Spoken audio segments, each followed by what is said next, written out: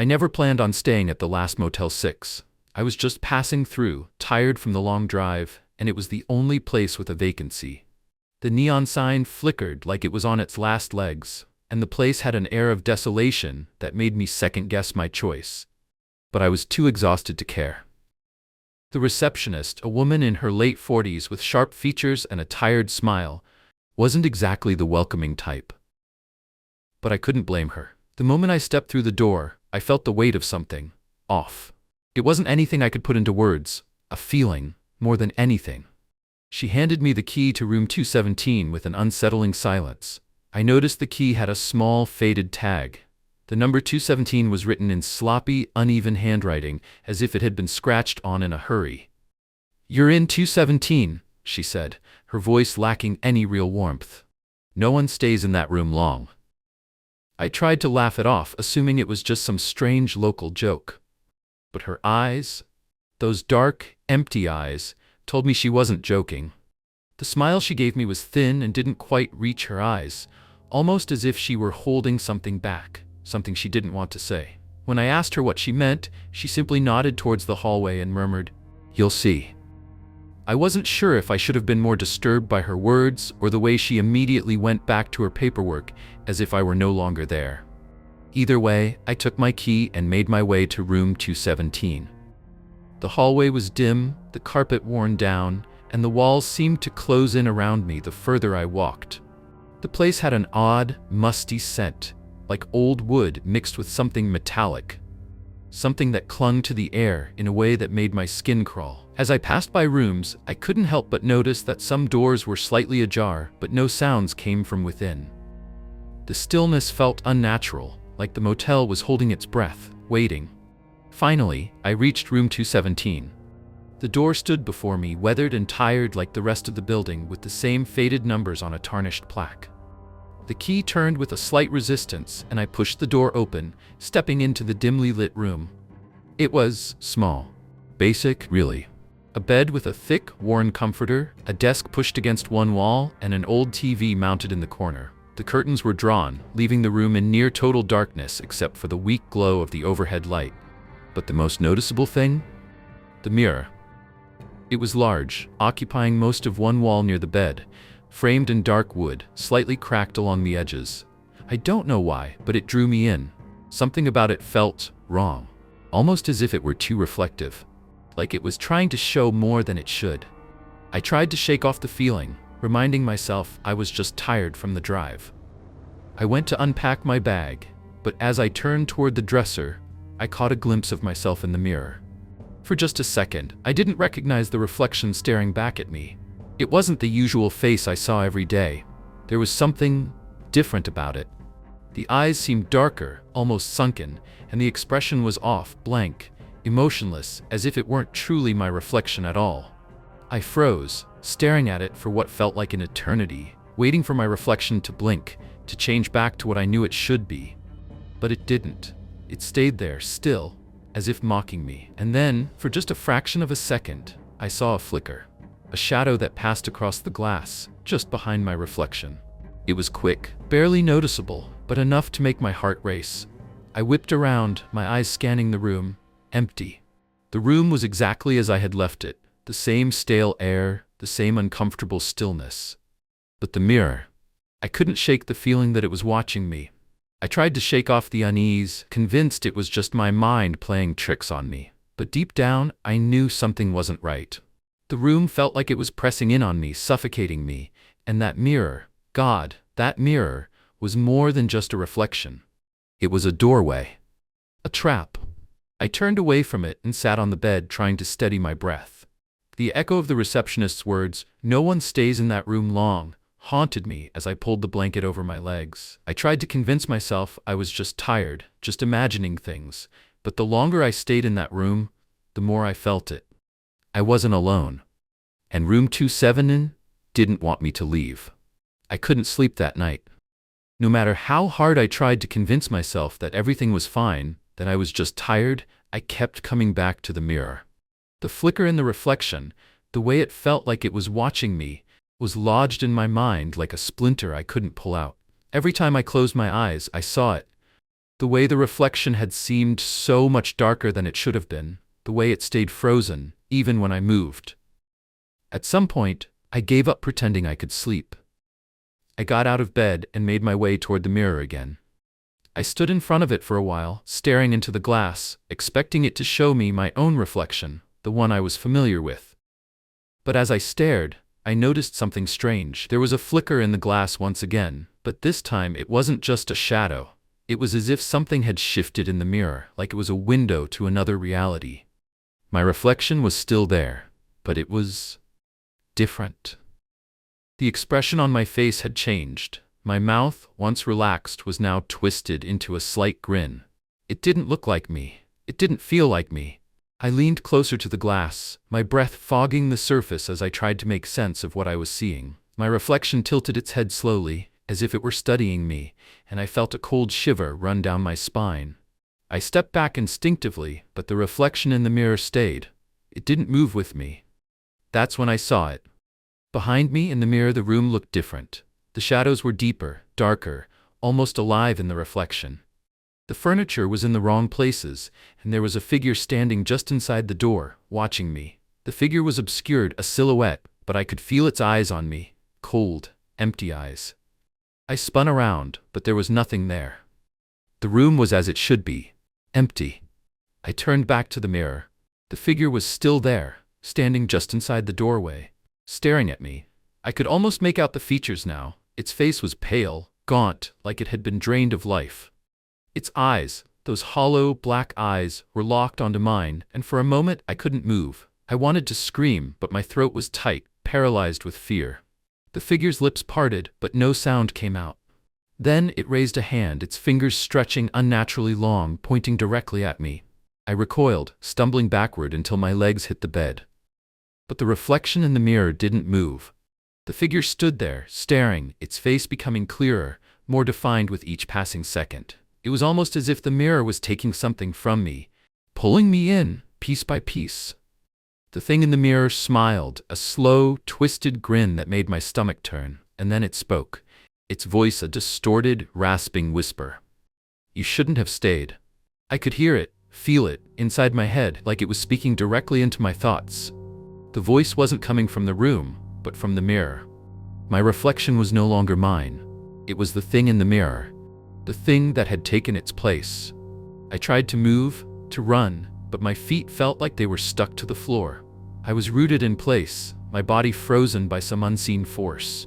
I could feel my pulse racing, my hands trembling as I reached for the door, desperate to leave. But the reflection didn't let me.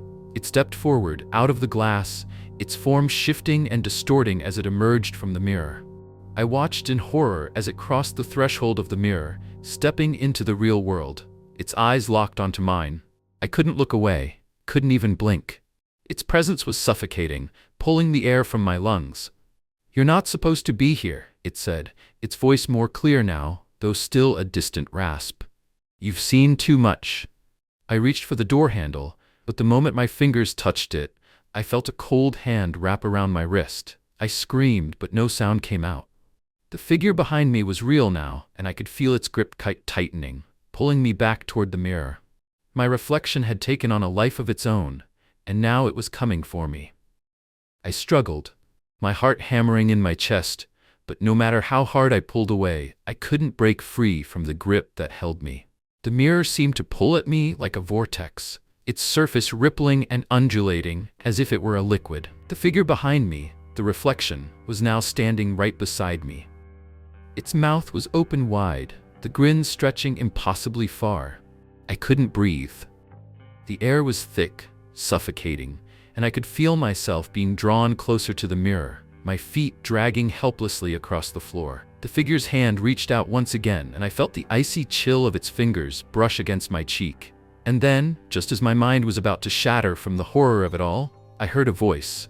Not the figure's voice, but the receptionist's, echoing in my mind. "No one stays in that room long." The words rang out like a warning, a final truth I had been too blind to understand. Room 217 wasn't just a room, it was a prison, and I was its latest victim.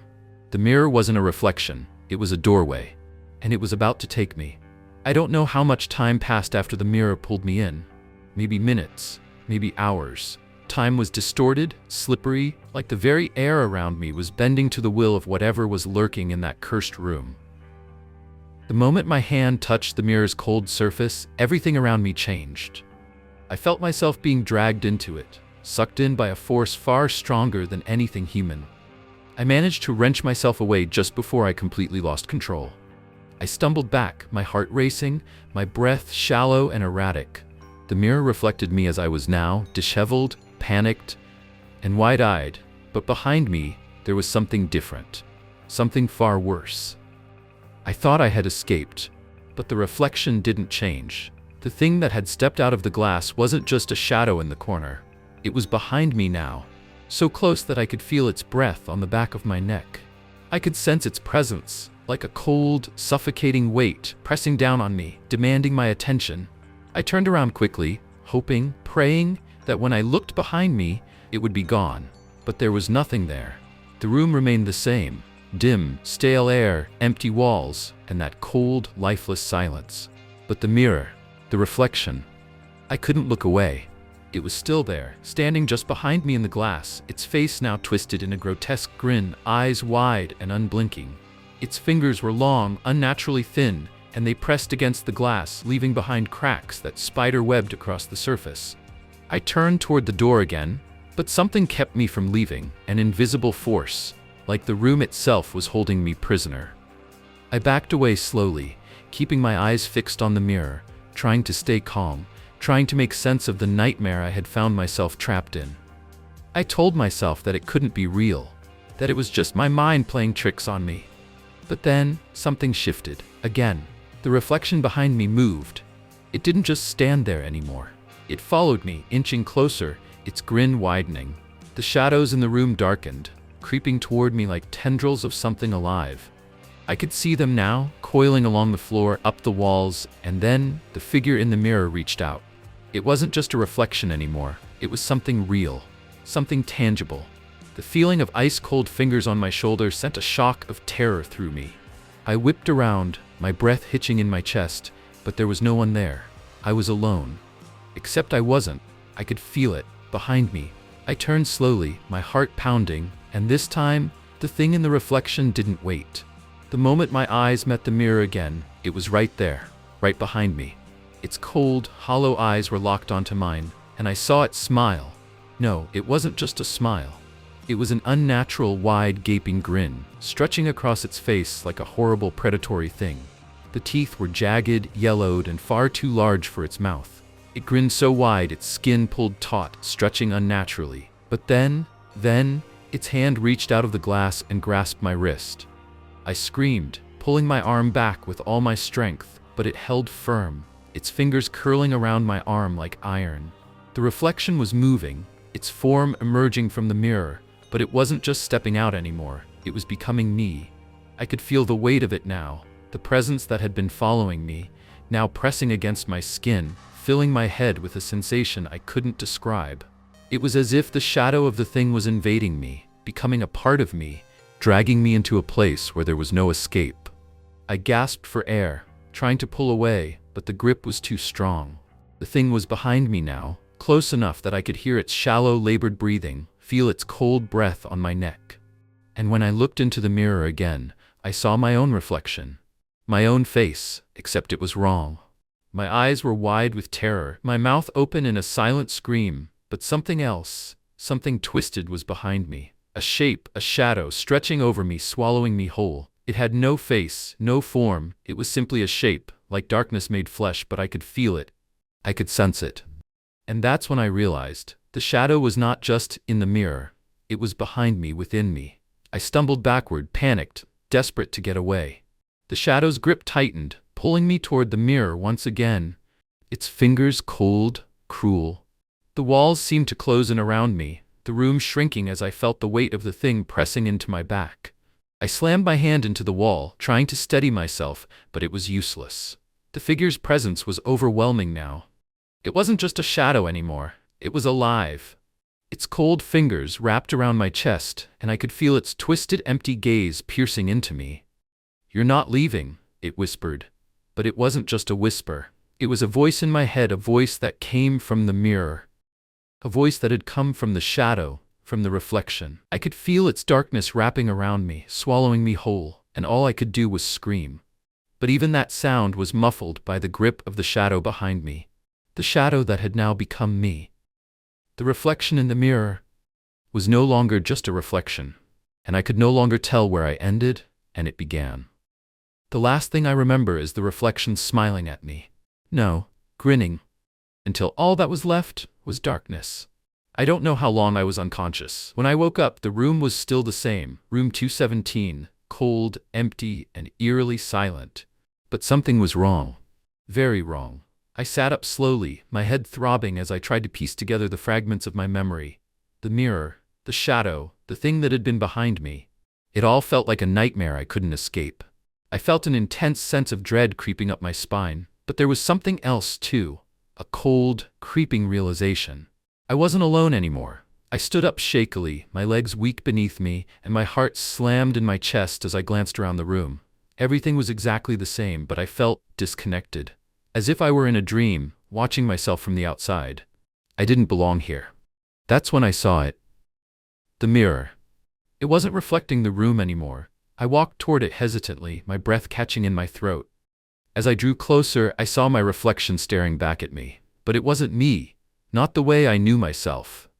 The face in the mirror was pale, hollow-eyed, and the smile stretched across my face was too wide, too wrong. I could feel it, deep in my gut. This wasn't me. This was the thing that had taken my place.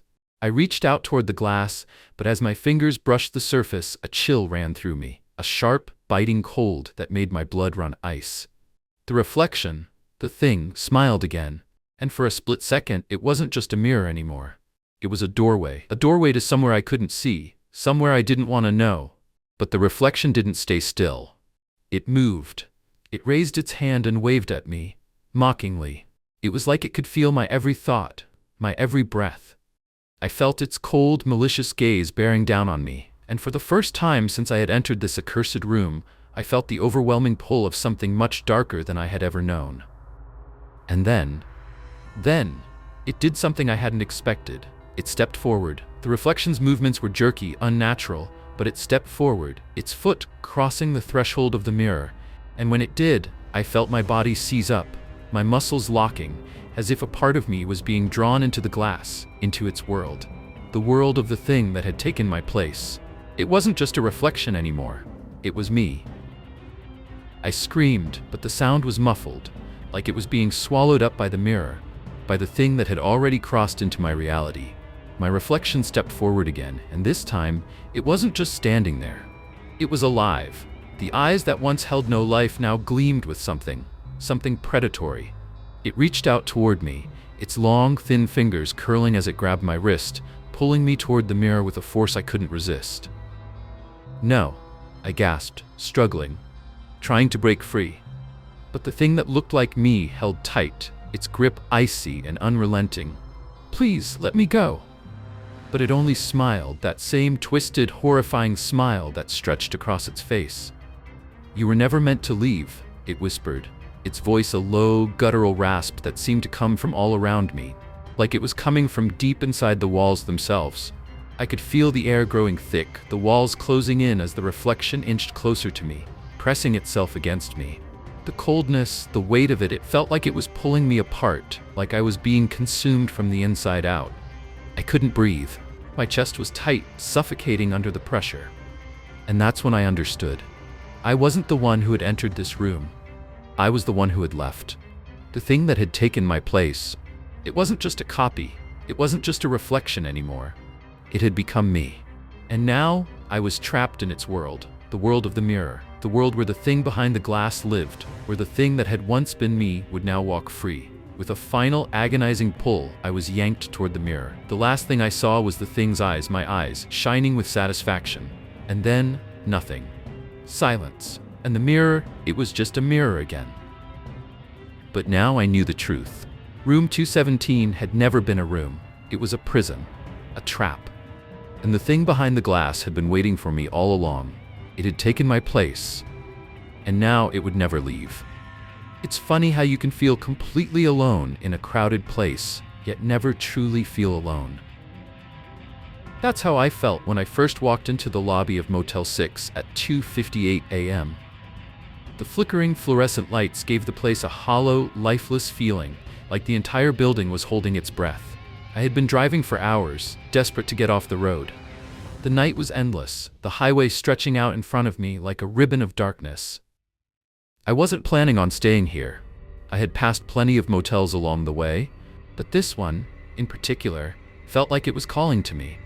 Maybe it was the fact that it was open, the vacancy sign blinking tiredly in the dark, or maybe it was the fact that I was simply too exhausted to care about the quality of my stop.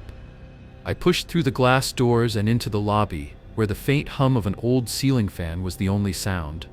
The air was heavy, stale, as though it hadn't circulated in years.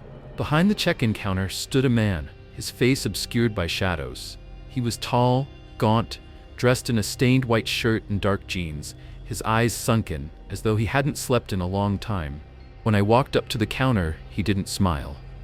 "Check in?" he asked, his voice a soft rasp that seemed to echo through the silence of the lobby.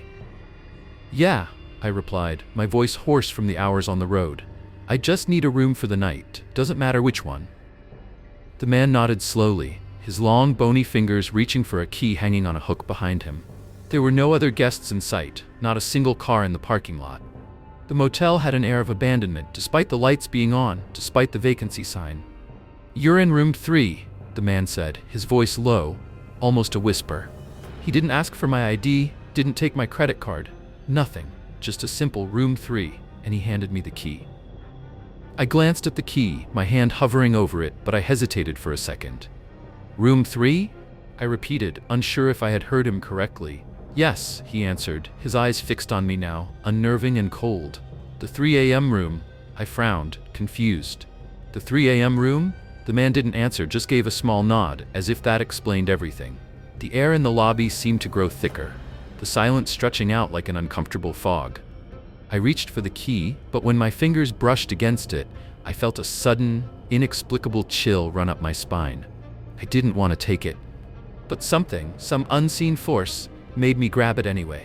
I turned away from the counter and walked toward the exit, my steps echoing in the empty hallway. As I made my way toward room 3, I noticed the motel's hallway was unnaturally quiet. No sounds of movement, no creaks in the floorboards, just the soft murmur of the old fan in the lobby. It was as if the building itself was holding its breath, waiting for something. When I reached the door to room 3, I stopped. The number 3 was painted in chipped white paint on the door, the edges worn and faded from years of neglect. I didn't like how it looked, how it seemed to beckon me in. I almost turned around and left, but exhaustion weighed down on me. The bed would be too inviting, too much of a relief. I couldn't go on driving anymore. I slid the key into the lock, feeling a momentary hesitation, but then the door creaked open with painful groan. Inside, the room was dimly lit, the faint glow of a single lamp casting long shadows on the walls. The bed was unmade, the sheets rumpled, as if someone had been there recently, but not quite recently enough to make it feel lived in. The floor was covered with a thin layer of dust, the air stale and thick, almost suffocating. The window blinds were drawn shut, trapping the room in a constant twilight, as though the outside world was locked away. I stepped inside, the door shutting behind me with a final click. Something about the room unsettled me. It wasn't just the silence or the emptiness. There was something wrong about it, something I couldn't place. I made my way to the bed, and just as I sat down, I glanced at the clock on the nightstand. It was 3:01 a.m., and that's when I felt it. The air in the room seemed to shift. The temperature dropped slightly, and the hairs on the back of my neck stood up. A soft creak came from the corner of the room, followed by the faintest whisper, like someone calling my name. I shook it off, telling myself it was the stress of the drive, my mind playing tricks on me. But deep down, I knew something wasn't right, and it wasn't just the room, it was room 3. I don't know how long I stayed awake that night. Long enough to hear the clock strike 3 a.m., long enough to feel the creeping weight of something watching me, lurking just beyond the edge of the shadows. And just as I was starting to drift off, just as my mind began to dull the edges of reality, the whisper came again. This time, louder, Clearer. You're not supposed to stay. My eyes snapped open, but the room was empty, the silence settling back in like a heavy blanket. I could feel my heart pounding in my chest, my breathing shallow, like something unseen was pressing down on me. I tried to shake it off, tried to convince myself that I was just imagining things, but the voice, it had felt real. The coldness in the air felt real, and somehow I knew, without a doubt, that I had made a terrible mistake by checking into this motel. I had walked into a place where I didn't belong, and now I had to face whatever it was that had been waiting for me. I didn't sleep that night. I couldn't. The bed, though soft and inviting, felt like a trap. Every creak of the building, every whisper of wind outside seemed amplified in the suffocating silence of room 3. The air was thick, heavy, with the sense that something was lurking just out of sight, watching me, waiting for me to fall asleep so it could reach out and take me into its dark, twisted world. But it wasn't just the room that unnerved me. It was the clock. When I first glanced at it, I thought it was just a cheap motel clock, one of those dusty old models that never really worked right. The hands didn't move smoothly. They jerked and hesitated, as if time itself was reluctant to move forward in this place. But as the minutes stretched into hours, I began to realize something worse. The hands hadn't moved at all. Not since I first looked at it. The clock said 3:01 a.m. It had been 3:01 a.m. for as long as I had been in the room. Every time I looked at it, it was still the same. Not a second passed, not a single movement of the minute hand. At first, I thought I was just imagining things. Maybe I had been too tired. Maybe I was seeing things because of the stress of driving for so long. But I couldn't shake the feeling that the clock was wrong. Wrong in a way I couldn't explain. I got out of bed and walked over to the nightstand, my eyes never leaving the clock. It was an old-fashioned model, its brass casing dull with age, the glass face cracked in a few places.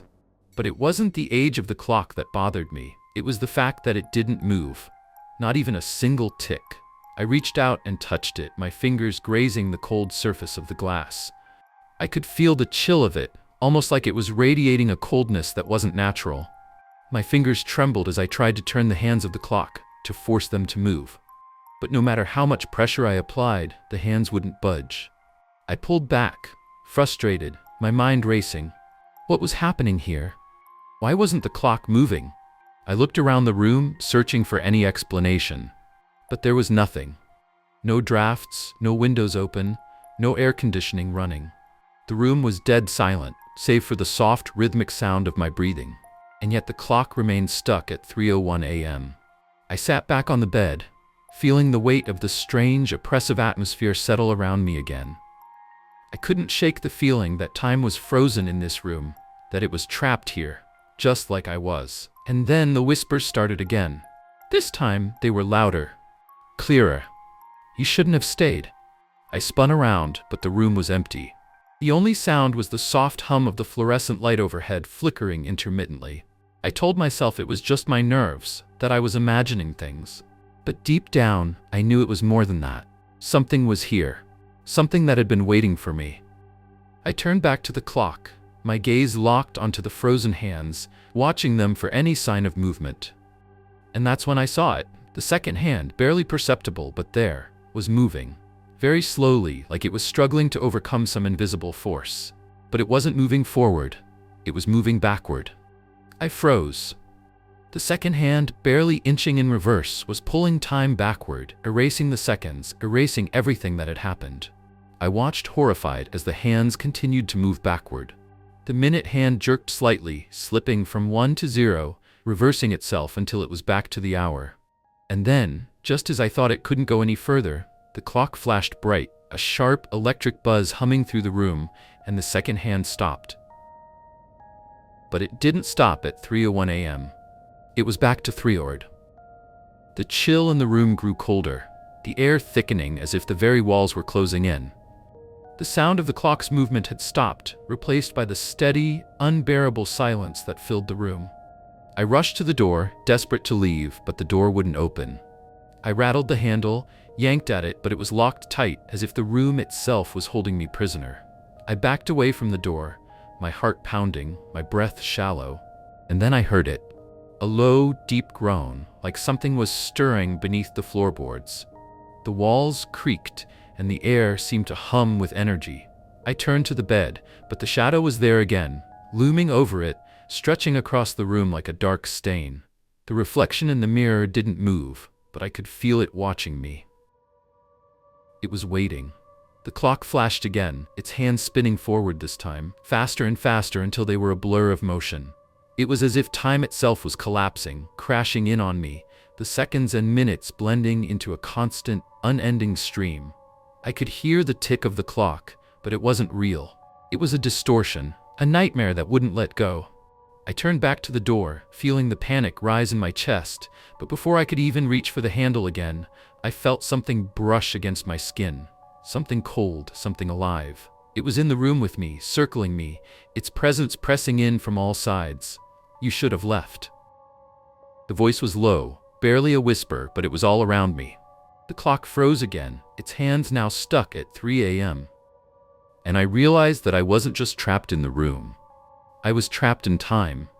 It was 3 a.m., and it would never move again. I don't know how long I sat there, staring at the clock, paralyzed by the terrifying realization that time had stopped. The air in the room was thick, and the darkness seemed to stretch farther than it should have. My eyes constantly darted between the clock, the bed, and the door. Each of them felt like a potential escape, but I couldn't move. I couldn't breathe. That's when I heard it, a soft shuffle. It wasn't loud, but in the stillness of the room, it was unmistakable. My head snapped toward the sound, and I froze. There, in the corner by the window, a figure stood. At first, I thought it was just a trick of the light, the shadows in the room playing games with my exhausted mind. But the longer I looked, the more distinct the shape became. It was a man, tall, thin, dressed in a dark suit that looked out of place in a rundown motel room. His face was hidden in the shadows, his features just beyond the reach of the dim light, but I could feel his eyes on me, even though I couldn't see them. There was something unsettling about him, something that made every inch of my body scream to get out of the room, but I couldn't move. I couldn't look away. I opened my mouth to speak, to ask him what he was doing here, but my voice wouldn't come. It was as if something was blocking it, a thick weight pressing down on my chest. The man didn't speak. He didn't move. He just stood there, perfectly still, watching me. I could feel his presence, heavy in the air, like a shadow cast over the room. I closed my eyes, trying to shake off the feeling, but when I opened them again, he was closer. How had he moved without a sound? He was standing at the foot of the bed now, only a few feet away from me. His head was tilted slightly, his posture unnaturally rigid, as if he were waiting for something. Waiting for me to do something. I couldn't breathe. I couldn't think. Every instinct I had screamed at me to run, but I couldn't make my legs move. The weight in the room was too heavy, and my body felt like it was glued to the spot. Finally, after what felt like an eternity, the man spoke. "You shouldn't have stayed here." His voice was soft, almost gentle, but there was an edge to it that made my blood run cold. It wasn't the voice of a friendly stranger, or even someone who meant me no harm. It was the voice of something wrong. Something that knew more than it should. I tried to respond, but my throat tightened, and the words stuck. I wanted to scream, to ask him why he was here, why he was standing there, but no sound came. The room seemed to close in on me, the walls growing tighter, pressing in on all sides. The man took another step closer, his footsteps impossibly quiet on the creaking floor. I could feel the air change, the temperature in the room dropping with every inch he closed between us. "You're not supposed to be here." His voice was barely a whisper now, but I heard it clearly. His words were not a warning, they were a fact. I wanted to run. I wanted to escape, to break free from whatever nightmare this was, but when I looked at the door I saw it. The door wasn't just closed anymore, it was locked. I hadn't locked it. I hadn't even touched it. But it was sealed shut. The handle now just a cold metal obstacle between me and freedom. I tried again to scream, to fight, but my voice was still gone, swallowed by the silence in the room. The man was right there now, so close I could feel his breath, cold and unnatural, brushing against my skin. And then, as if it was nothing more than a casual observation, he said, "You'll never leave. None of us ever leave." My heart pounded in my chest as the weight of his words sank in. His presence was suffocating now, his form seeming to loom larger, darker, as if he were somehow filling the room with his very existence. I couldn't escape him. I couldn't escape this room, and I was starting to realize that I wasn't alone in this. The walls felt like they were closing in, the shadows growing darker with each passing second. And in the corner of the room, near the window, I saw something else. Another shape, another figure standing just behind the man. I hadn't seen it before, not until now. It was another person, tall, skeletal, their features obscured by shadows, but their eyes locked onto me. I wanted to look away. I wanted to pretend I hadn't seen it, but I couldn't. There were others. There were more of them in the room, just waiting, watching, all standing in the darkness, waiting for me to understand.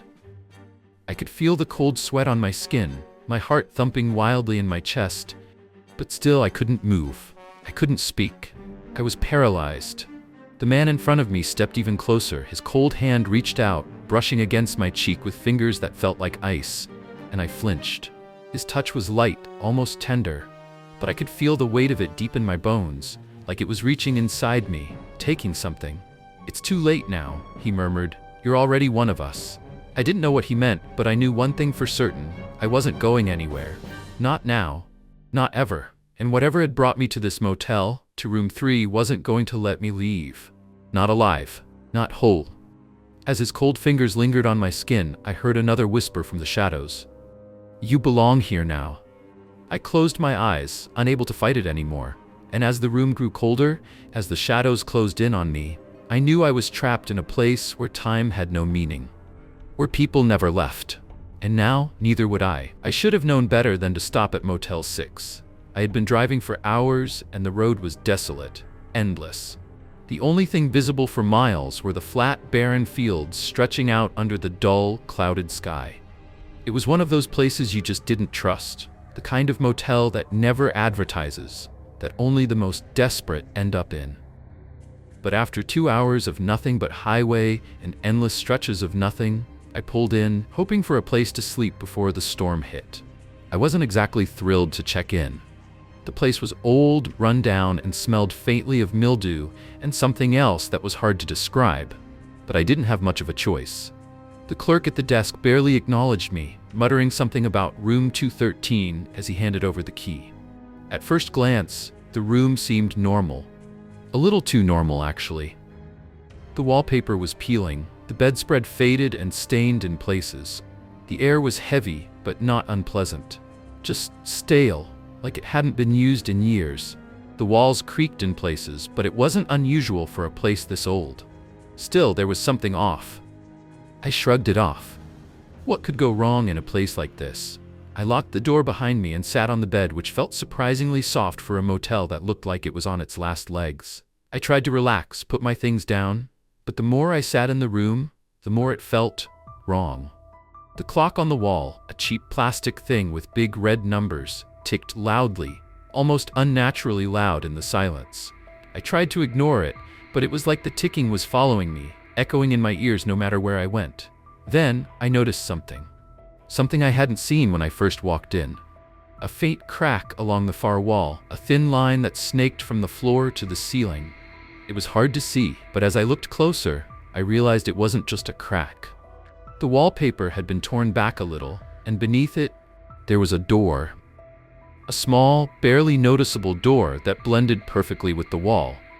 I would have missed it completely if I hadn't noticed the faint outline. It didn't make sense. There shouldn't have been a door there. Not in this room, not in a place like this. I didn't even know where it led. My first instinct was to ignore it. After all, this was a rundown motel. There were probably all sorts of oddities behind the walls, but curiosity got the better of me.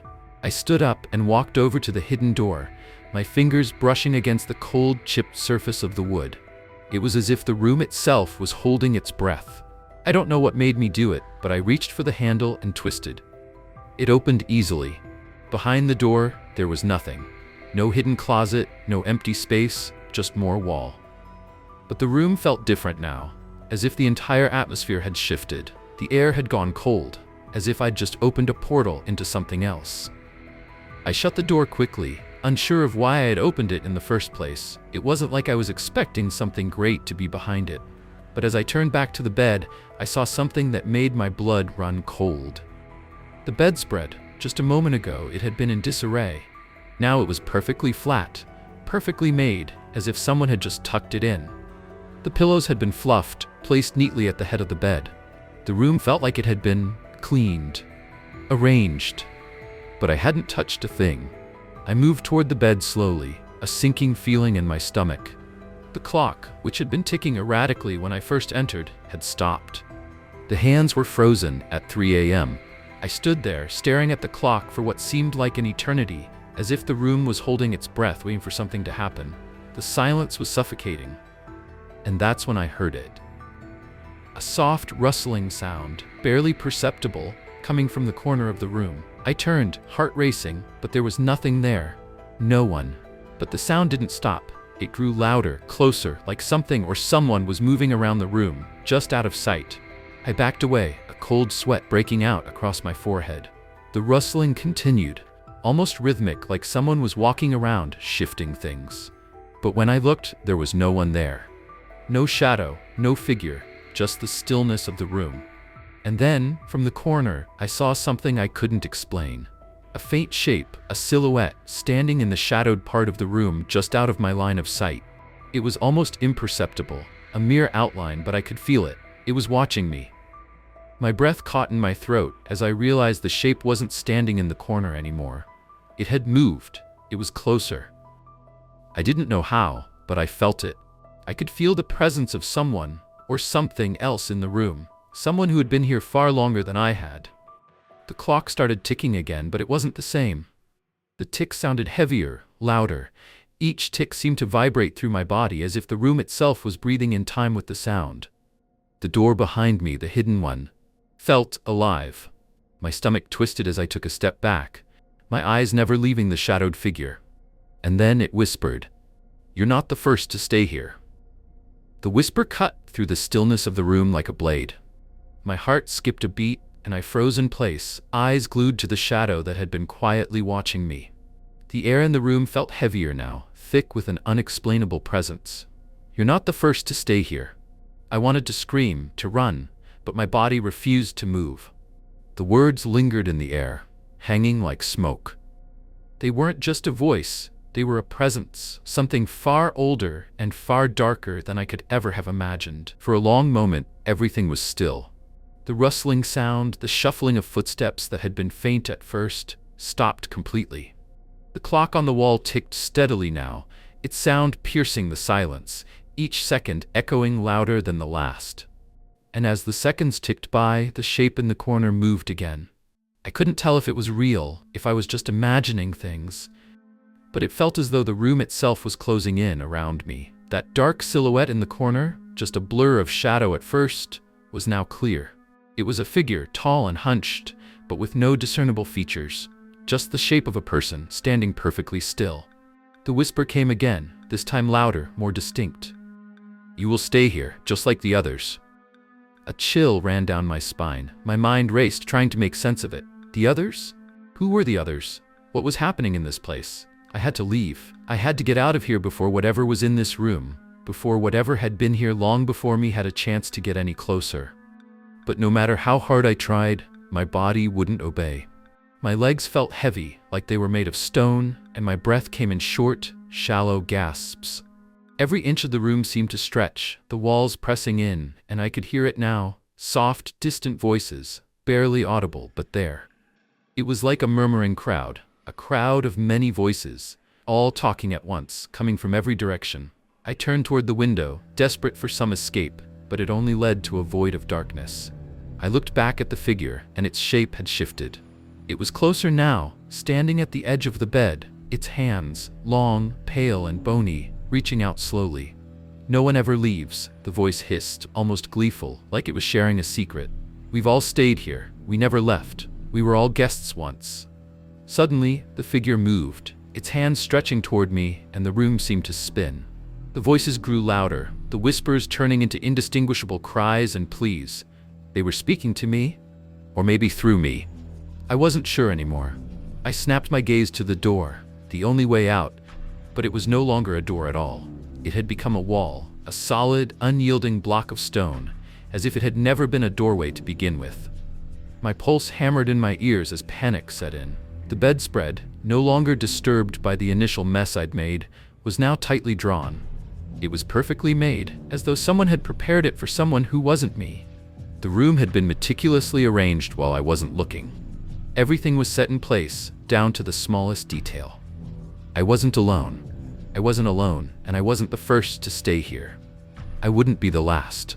The figure moved again, its hands now touching the bed frame, slowly circling it, as if testing its boundaries. I couldn't breathe. My throat was tight, my body stiff with fear, as the shadows began to take shape around it. More figures, more silhouettes, all standing in the corners of the room, just out of my sight, but so close I could feel their breath on my neck. Their voices became louder, more distinct. "We waited for you," one of them said. "You're just like the others." The voice came from behind me. I didn't dare turn around, but I could hear its breath, deep and heavy, like it was coming from something that hadn't spoken in years. It was wrong, hollow, and I could feel the room growing colder, the air thickening. "The others?" I croaked, my voice trembling. "Who are you? What do you want?" Another voice, this time from my right, cold and smooth. "We're the ones who stayed here. We couldn't leave. And neither can you." I tried to back away, but my feet wouldn't move. I was frozen in place, trapped in the center of the room, surrounded by voices and shadows that seemed to close in with each passing moment. I didn't understand. I didn't want to understand. But the truth began to seep into my bones, a horrifying reality that I could no longer deny. I wasn't just staying in a motel room. I was a guest, yes, but I was also a part of something older, something far darker than I could have ever imagined. Something that lived inside these walls, something that wouldn't let me leave. The other guests, the ones who had stayed here before me, the ones who had been trapped in this room just like I was, they were still here. And they were waiting for me to join them. I was one of them now. I couldn't leave. I wouldn't leave. Not now. Not ever. The shadows in the room grew darker, deeper, and the voices began to chant in unison. "We never left. You never will." I don't know how long I stood there, locked in the center of the room, my body refusing to obey, my mind spinning in a whirlpool of fear and confusion. The shadows had multiplied, their forms now merging with the very walls of the room, blending seamlessly into the darkness. The voices, soft, murmuring, whispering, never stopped. They circled around me, growing louder with every passing second. "You can feel them, can't you?" one voice said, dripping with malice. "The hands that reach for you." And that's when I felt it. A cold pressure on the back of my neck, like fingers pressing gently into my skin. I froze, not daring to move, but the sensation wasn't just on my neck. It spread down my spine, a slow, deliberate touch, as if invisible hands were trailing over my body, exploring me, feeling me, like I was some kind of object to be handled. I wanted to scream, to run, but the force of the touch was paralyzing. The hands weren't just there. They were inside me, as though they had become a part of me, slipping beneath my skin, pushing their way into my very bones. The air turned icy, the temperature dropping so quickly I could see my breath fogging in front of me. The room felt like it was closing in, the walls pressing tighter, like the motel itself was alive, suffocating me with its grip. I could still hear the voices, their whispers swirling like a storm. "They've touched you now," another voice said, this one more soothing, almost motherly. "Once they've touched you, you become one of us. You'll never leave." A shiver ran down my spine, and the feeling of those invisible hands intensified. They weren't just holding me anymore, they were pulling at me, tugging, dragging me toward the bed. I fought to break free, to wrench myself from their grasp, but it was no use. I couldn't move. My limbs felt heavy like lead, and every time I tried to take a step, I felt a tug on my body, forcing me back into place. The bed was closer now, too close. I could feel something shifting beneath the blankets, a presence stirring in the darkness. It wasn't just the shadows anymore. Something else was moving, something alive. The unseen hands continued their relentless assault, pushing me closer and closer to the bed. My body refused to obey my commands, and every instinct I had screamed at me to run, but it was like trying to escape from the grasp of a nightmare. It was like my own flesh was betraying me. Then I heard it. A faint rustling sound coming from beneath the bed. I tried to turn my head to see what was happening, but my eyes couldn't seem to focus. The shadows were too thick, swirling around me, blurring everything into nothingness. But the rustling was real. It was growing louder. Something was underneath the bed. Suddenly, the blankets were yanked away with a force that sent a jolt of panic through me. I couldn't see anything, but I could feel the room shift. The temperature plummeted even further. The hands, those invisible cold hands, let go of me for a fraction of a second, only to grip me harder as the rustling grew into something more. A voice, low and guttural, rose from beneath the bed. "She's ours now. She stayed." I screamed, but the sound was muffled, swallowed by the oppressive darkness that clung to the room. The walls, the floor, the bed, everything seemed to be alive, pressing in on me, pulling me toward whatever lay hidden beneath the bed. The unseen hands returned, wrapping around my legs now, pulling me down. I fought, clawing at the air, but the room seemed to shift, warping around me, making it impossible to find any footing. The shadows twisted into long, groping fingers, and I could hear them moving, scrambling, reaching for me from every corner of the room. The voice beneath the bed spoke again, and this time I could almost feel it. "You won't be the last. You'll stay." I couldn't breathe. I couldn't think. The weight of the unseen hands, pulling at my clothes, my skin, was unbearable. They were everywhere. They were suffocating me, dragging me deeper into the bed, into the darkness. I looked at the bed, my last hope, the last thing that could save me, but the bed wasn't a sanctuary anymore. It was a trap. The shadows had taken form, and now they were dragging me down into it. I could hear the creaking of the bed frame, the groaning of the wood as if it were alive, pulling me in. I felt a coldness, a grip around my wrists, as if invisible hands were reaching from within the bed itself. Suddenly, I was on the floor, my body no longer moving of its own will. The hands released me, only to push me toward the center of the room, and that's when I saw them. More figures emerging from the darkness, from the corners, from under the bed. Faces, pale and hollow, eyes wide with fear, locked in eternal expressions of terror. They were guests like me, but they hadn't left. They hadn't moved. They were trapped, bound to this place, bound to this room. I saw them standing in the corners, their mouths open in silent screams, but nothing came out. Their eyes followed me, pleading, begging for release that they would never get. I tried to move again, but the hands were back, more forceful this time. I felt the weight of them, pressing me into the floor, holding me down. The shadows were all around, suffocating me, consuming me. And then, just as suddenly as it had all started, the hands let go. The room fell silent, the shadows retreating, the whispers stopping. The figures in the corners stood still, staring. I felt the coldness lift, just for a moment, just for what I knew, deep down, that this wasn't over. I wasn't free. I hadn't escaped, because I was one of them now. I was a guest in room 217, and just like the others, I would never leave. I should have known it wasn't over. I should have known that once the hands had released me, once the figures had stopped watching, it wasn't an escape. It was just another part of the trap. I could feel it in the air, the weight, the thick, suffocating silence that seemed to press down on me from all sides. I could still see the hollow eyes of the other guests, their faces trapped in an expression of silent terror. They were waiting for me, just as they'd waited for the others before me. But now, as the room fell eerily still, something else shifted. I wasn't alone anymore. The stillness felt like the calm before a storm. There was a sense of waiting, of anticipation, but not the kind that comes from danger or fear. No, this felt different. It felt comfortable. The bed was made as if it had been waiting for me. The sheets, soft and pristine, beckoned me with their perfect folds. The faintest scent of lavender clung to the air, mixing with the musty odor of old carpet and rotting wood. It was so inviting.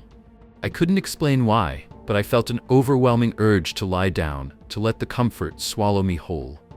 I approached the bed, hesitating for only a moment before I finally sat down. It was as if the weight of the room had lifted, and the pressure in my chest that had been building ever since I arrived began to ease.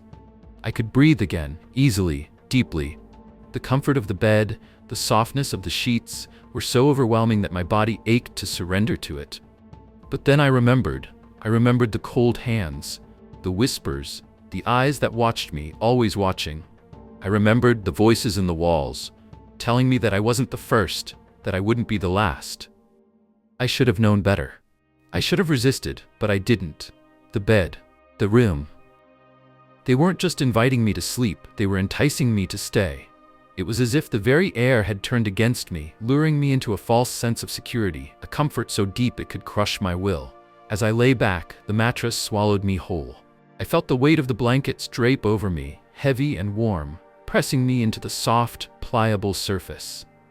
My head sank into the pillow, and the noise in my mind faded. Everything that had happened before, all the terror, all the unspeakable things I had witnessed, seemed to drift away, leaving only the pure bliss of comfort. But it wasn't real. I felt the shift again, subtle at first, like a slight tremor beneath the surface. The bed creaked, and I could hear something else. The faintest murmur, like a distant conversation, but just beyond my reach. The whisper grew louder, more insistent, but now it wasn't coming from the walls. It was coming from the bed itself. "You think this comfort is free?" the voice asked, cold and soft, like the breath of someone standing too close. My eyes snapped open, and I gasped, struggling to sit up, but something held me down. Invisible hands, the hands had returned, gripping me tightly, forcing me to stay in place. I couldn't move, I couldn't breathe. I tried to scream, but no sound came. I was suffocating in the very comfort I had so desperately craved. The air around me thickened again, and the bed groaned beneath my weight as though it was alive. The pillow was no longer soft. It was like stone pressing into my skull, forcing me deeper into the mattress, which seemed to twist and contort beneath me, like the very fabric of the bed was a living thing, eating me alive. "You'll stay here just like the rest," the voice whispered again. And this time, it wasn't one voice. It was many. The voices of the guests who had stayed here before me, the ones who had never left. Their voices overlapped, blending together into a single hollow chorus. "Once you take the comfort, there's no going back. You'll become like us. Forever." The weight of the blanket grew heavier, tighter, and I could feel the bed pulling me down into its depths. It was as though the mattress was a sinkhole, and I was being pulled into it, consumed by the very thing that had once promised peace. I fought. I kicked. I screamed into the suffocating void, but my limbs were useless, my body a prisoner of the comfort I had sought. The walls seemed to close in, pushing down on me as the air grew colder, the darkness deepening. The voices laughed, the sound hollow and cruel. "You wanted comfort. This is the price." The bed shuddered beneath me, and I felt the cold hands once again, this time dragging me deeper, pulling me into the very heart of the motel. The shadows pressed in from all sides, curling around me, and I could feel the weight of the guests who had come before, their hands on me, their eyes watching, always watching. I felt myself slipping away, the warmth of the bed now an inescapable tomb, the softness of the sheets a suffocating prison. The last thing I saw before the darkness fully consumed me was the reflection of my own face in the mirror on the wall, a face that didn't quite look like mine anymore. It was pale, hollow, expressionless. I was one of them now. I had taken the comfort, and now, like the others before me, I would never leave. It was just supposed to be a pit stop, a brief rest during my long, uneventful road trip. I'd been driving for hours, the open road stretching endlessly in front of me, and I was starting to feel the weariness settle in. My eyes were heavy, the monotony of the drive dulling my senses. I needed a break, somewhere to stretch my legs, get some sleep, and keep going. That's when I saw it. Motel 6. The sign flickered faintly in the night, almost hidden among the trees, its once bright letters now dim and worn. The parking lot was almost empty, save for a few scattered cars. It didn't seem like much, but I wasn't in the mood to be picky. The thought of a bed and a quiet room was all I needed. I pulled into the lot and parked near the office. The lights in the window were on, so I walked up to the door. As soon as I stepped inside, I was greeted by a heavy, musty smell. It was the kind of stale, lingering scent that immediately made you question how long it had been since anyone had properly cleaned. But I didn't care. I was tired and I needed rest. Behind the counter stood an older man, his wrinkled face framed by wispy white hair. His eyes were hollow, and he didn't seem to notice me at first, staring at something just beyond me, lost in his own thoughts. It was as if I had walked into a memory he couldn't quite place. "Can I help you?" he asked in a voice that sounded like it hadn't been used much. It was quiet, with a slight rasp, but there was something strange in his tone, like he wasn't used to someone wanting to stay. "I need a room for the night," I replied, trying to shake the odd feeling creeping over me. "Just a quick rest. I'm on a long drive." He blinked slowly, as though the words had to filter through his mind before they made any sense. "Room for the night, you say?" His voice trailed off as he shuffled over to the register, reaching for the keys. "We don't get many travelers at this hour." I shrugged, figuring it was a quiet night for him. He didn't seem to mind, though. Without another word, he turned and grabbed a key from a rack behind him. It wasn't the usual Motel 6 key. Instead of the typical plastic card, it was an old-fashioned brass key, the kind you might expect from a place stuck in time. "Room 12, he said, his voice suddenly softer, as if speaking more to himself than to me. "You'll be comfortable there. It's the only one available." "Thanks," I muttered, my unease growing, but not enough to make me reconsider. It was just a motel, after all. What could go wrong? I took the key and headed toward the room. The building was older, the outside faded and chipped, but there was something oddly inviting about it. The darkness wrapped around the building like a shroud, and the faint sound of the wind rustling through the trees was the only noise breaking the silence. As I approached the door to room 12, I couldn't shake the feeling that I wasn't alone. The stillness of the air, the quietness of the night, it felt too perfect, too unnerving. I fumbled with the key, pushing it into the lock and turning it. The door creaked open, revealing a room that looked, well, typical for a budget motel. Faded wallpaper, an old television on a wooden dresser, a bed that looked like it had seen better days. But something was off. The air was thick, heavy, like it hadn't been disturbed in years. The bed was neatly made, but the room felt forgotten. It was as though it had been waiting for someone, for me, to step inside. I shook off the thought and stepped in, closing the door behind me. As soon as I did, the temperature in the room seemed to drop, a chill seeping into my bones. I turned toward the bed, wondering if the wariness of the road would catch up with me quickly. But before I could take another step, I heard a soft click, the sound of the door locking behind me. I spun around, expecting to see the doorknob turn, but nothing happened. The room was locked. I was locked in. "Hello?" I called out, my voice trembling slightly. I wasn't sure why. It didn't feel right. "Is anyone there?" No answer, just the silence, the heavy, suffocating silence. I took a deep breath and tried to dismiss the unease creeping up my spine. It was nothing. Maybe the old lock was just stiff. Maybe it had been years since anyone stayed in this room, and the door was just, well, acting up. But I couldn't shake the feeling that something was wrong, that I wasn't supposed to be here. I turned back to the bed, thinking of the rest I needed, but as I did, something caught my eye. A small tarnished mirror on the far wall. It was cracked, its edges warped and jagged, but something about it drew me in. I found myself moving toward it, my footsteps slow, deliberate. As I stood in front of the mirror, staring at my reflection, I could feel the hairs on the back of my neck stand up. The reflection was wrong. Not in a way that could be explained, but in a way that felt wrong. I blinked, and then it was gone. The reflection was fine, normal, nothing out of place. But I knew that something had shifted, something had changed, even if I couldn't quite see it. I wasn't sure if I had seen it in the reflection, or if it had seen me. But one thing was certain. I had checked into this motel, but I wasn't sure if I would ever check out. I couldn't stop thinking about the mirror. There was something about it that gnawed at me, something I couldn't shake. I kept telling myself it was just the fatigue, the long drive catching up with me, playing tricks on my mind. But as I lay down on the bed, the uneasy feeling didn't fade. It grew, settling deeper into my chest.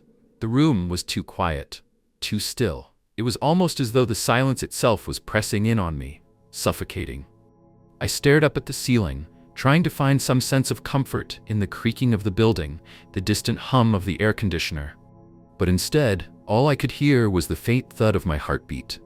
Every beat felt louder than the last, the sound echoing in my head, making the silence feel thicker, more oppressive. And then, just as I was beginning to drift off, I heard it. A whisper. Soft at first, barely audible over the steady rhythm of my breathing. But it was there, clear as day. "Come here." I froze. My pulse quickened, and I sat up in bed, looking around the room, my eyes darting over every corner, every shadow. The door was still locked. The room was still empty. I was alone. "Come here." The voice came again, this time louder, almost a command. It wasn't coming from anywhere specific, but it felt as though it was inside my head, as though the room itself was calling to me. I stood up, my legs shaky, a cold sweat prickling my skin. I shouldn't have listened. I shouldn't have taken a step forward. But something inside me, some deep instinctual pull, urged me to obey. It wasn't fear, not exactly. It was more like curiosity, a need to answer. The mirror. It was the only thing in the room that felt out of place, the only thing that had felt off from the very beginning. I couldn't stop thinking about it. I walked toward it, my footsteps hesitant. The air in the room had grown heavier, the temperature dropping even more, as though the space itself was growing colder with each step I took. When I reached the mirror, I hesitated again, my breath fogging up the cracked glass. And then, with a final shaky breath, I looked into it. At first, nothing happened. My reflection was the same as it always had been, tired, travel-worn. But as I stared at myself, a strange sensation crept over me. The reflection was moving. It wasn't my movements, though. It was like the reflection was reacting to something I wasn't doing. It was calling to me. I leaned in closer, drawn to the mirror. I could see my face, but I couldn't look away from the strange, shifting distortion of the reflection. It didn't look like me anymore. Not entirely. There was something off. My features seemed to blur at the edges, as though they were fading, like they were being washed away by an invisible force. And then I saw it, just behind me, reflected in the mirror. A figure. Thin, gaunt, almost translucent, with eyes that gleamed in the dim light. It was watching me. No, staring at me. And in the moment before I could react, the figure stepped forward, its image rippling like water disturbed by a stone.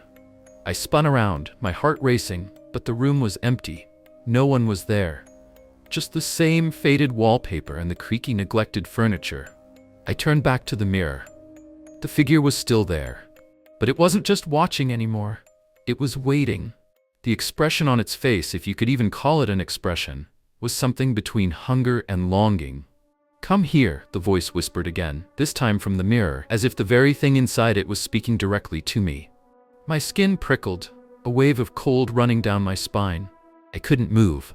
My legs felt like lead, my body rooted to the spot, my eyes locked onto the figures. I knew somehow that whatever it was, whatever that thing wanted, it was tied to this room, to this place. I didn't understand it, but I could feel it in my bones. The mirror wasn't just a reflection. It was something else entirely. Something that had been waiting for me. The figure smiled, or at least I think it did. Its face twisted in a way that made it look as though it was mocking me, its eyes narrowing. The smile didn't reach its eyes, but the more I stared, the more I could see it.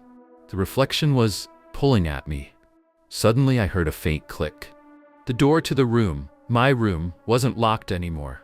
I should have run. I should have left. But the room, the mirror, the pull of whatever it was inside that glass, everything inside me screamed to stay. I stepped closer. The figure's smile grew wider. "Come to me," it whispered, its voice more forceful now, more desperate. My hand trembled as I reached out, drawn toward the mirror.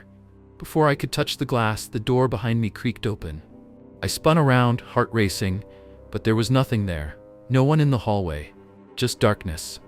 I turned back to the mirror.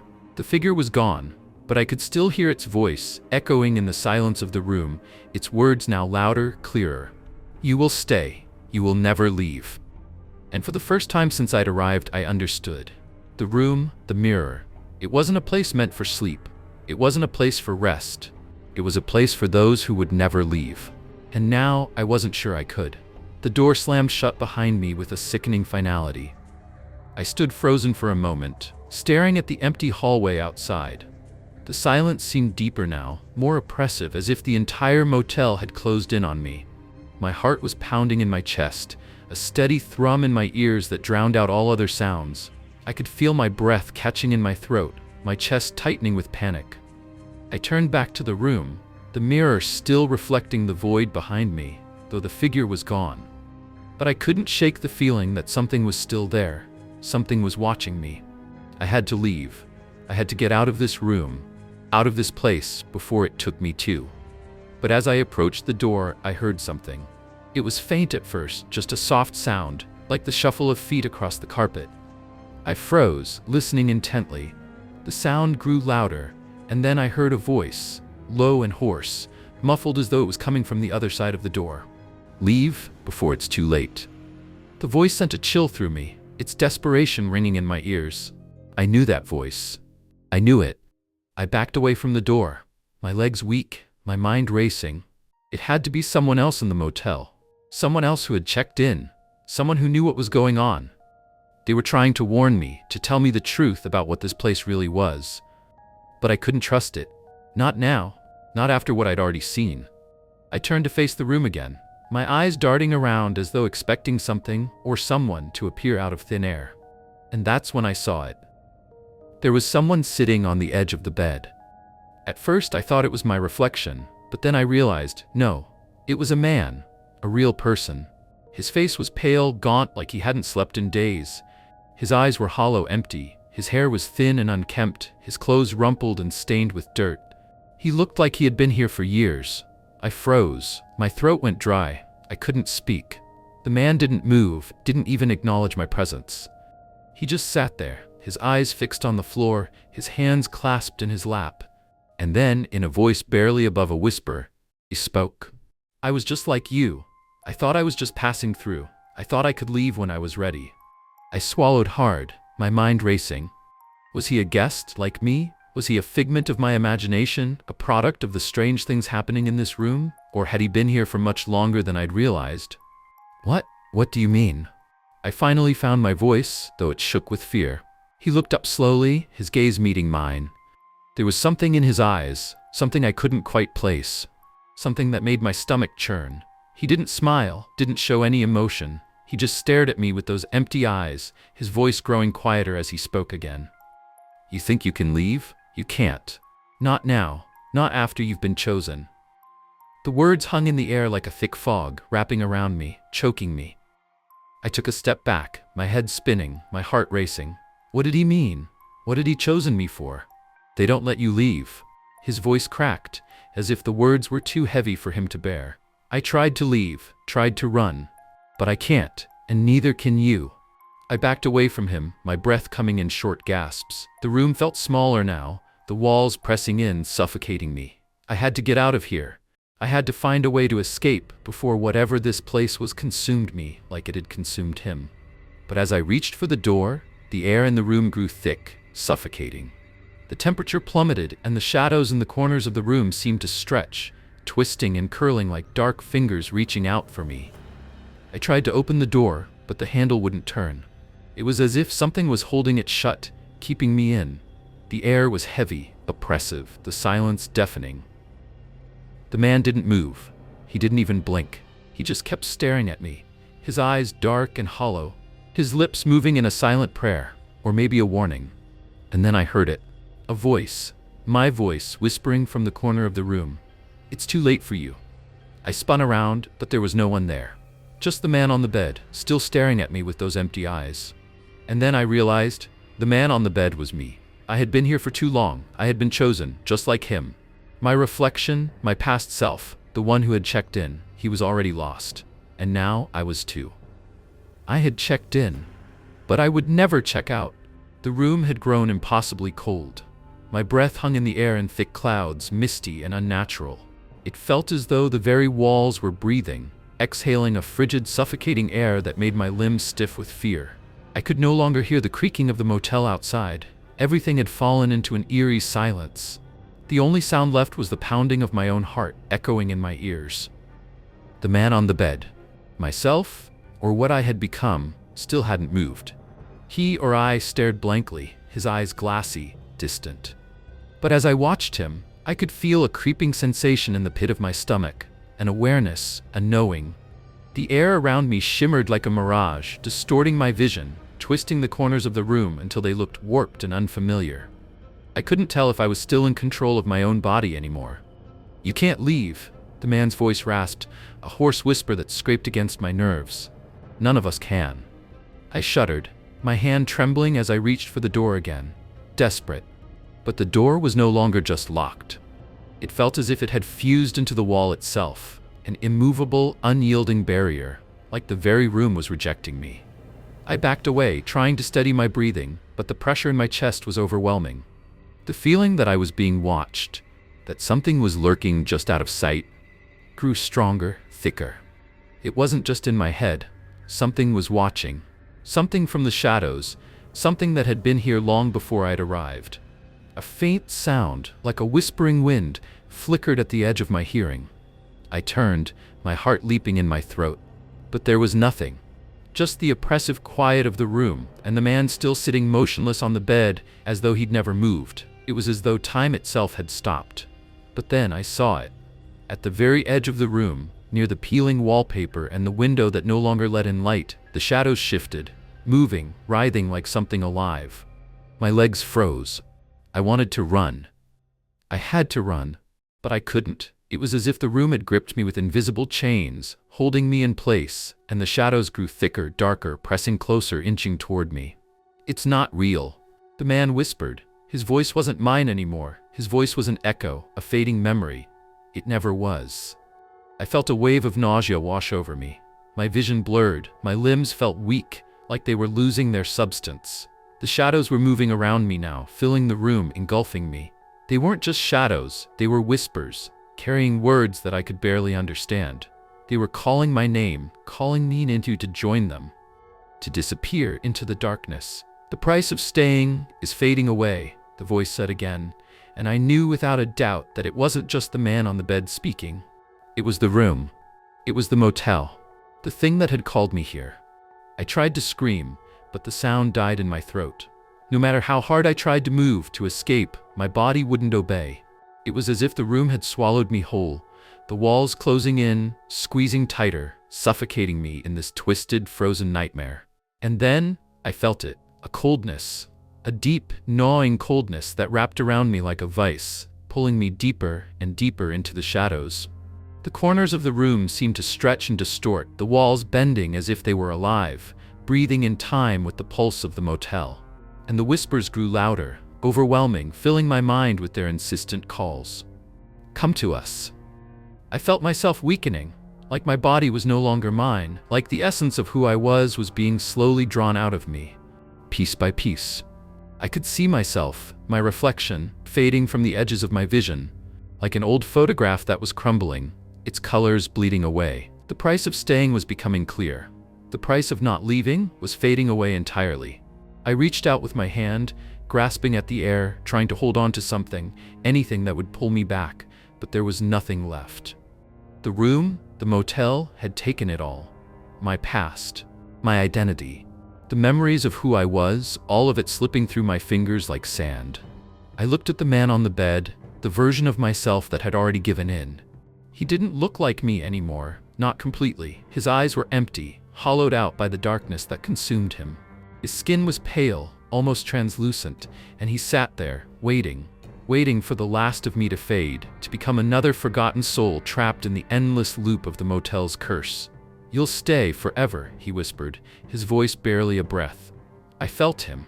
I felt what he had become, and I understood with a sickening clarity that there was no escaping this place. The walls, the shadows, the whispers, they were all part of it. They were all the price we paid for staying in this forsaken motel. And now I was just another lost guest, a guest who would never leave. It all started when I checked in. Just a regular stopover on my way through, or at least that's what I thought. I was traveling for work, tired after a long day on the road. The hotel seemed normal enough, a generic Motel 6 tucked away off the main highway.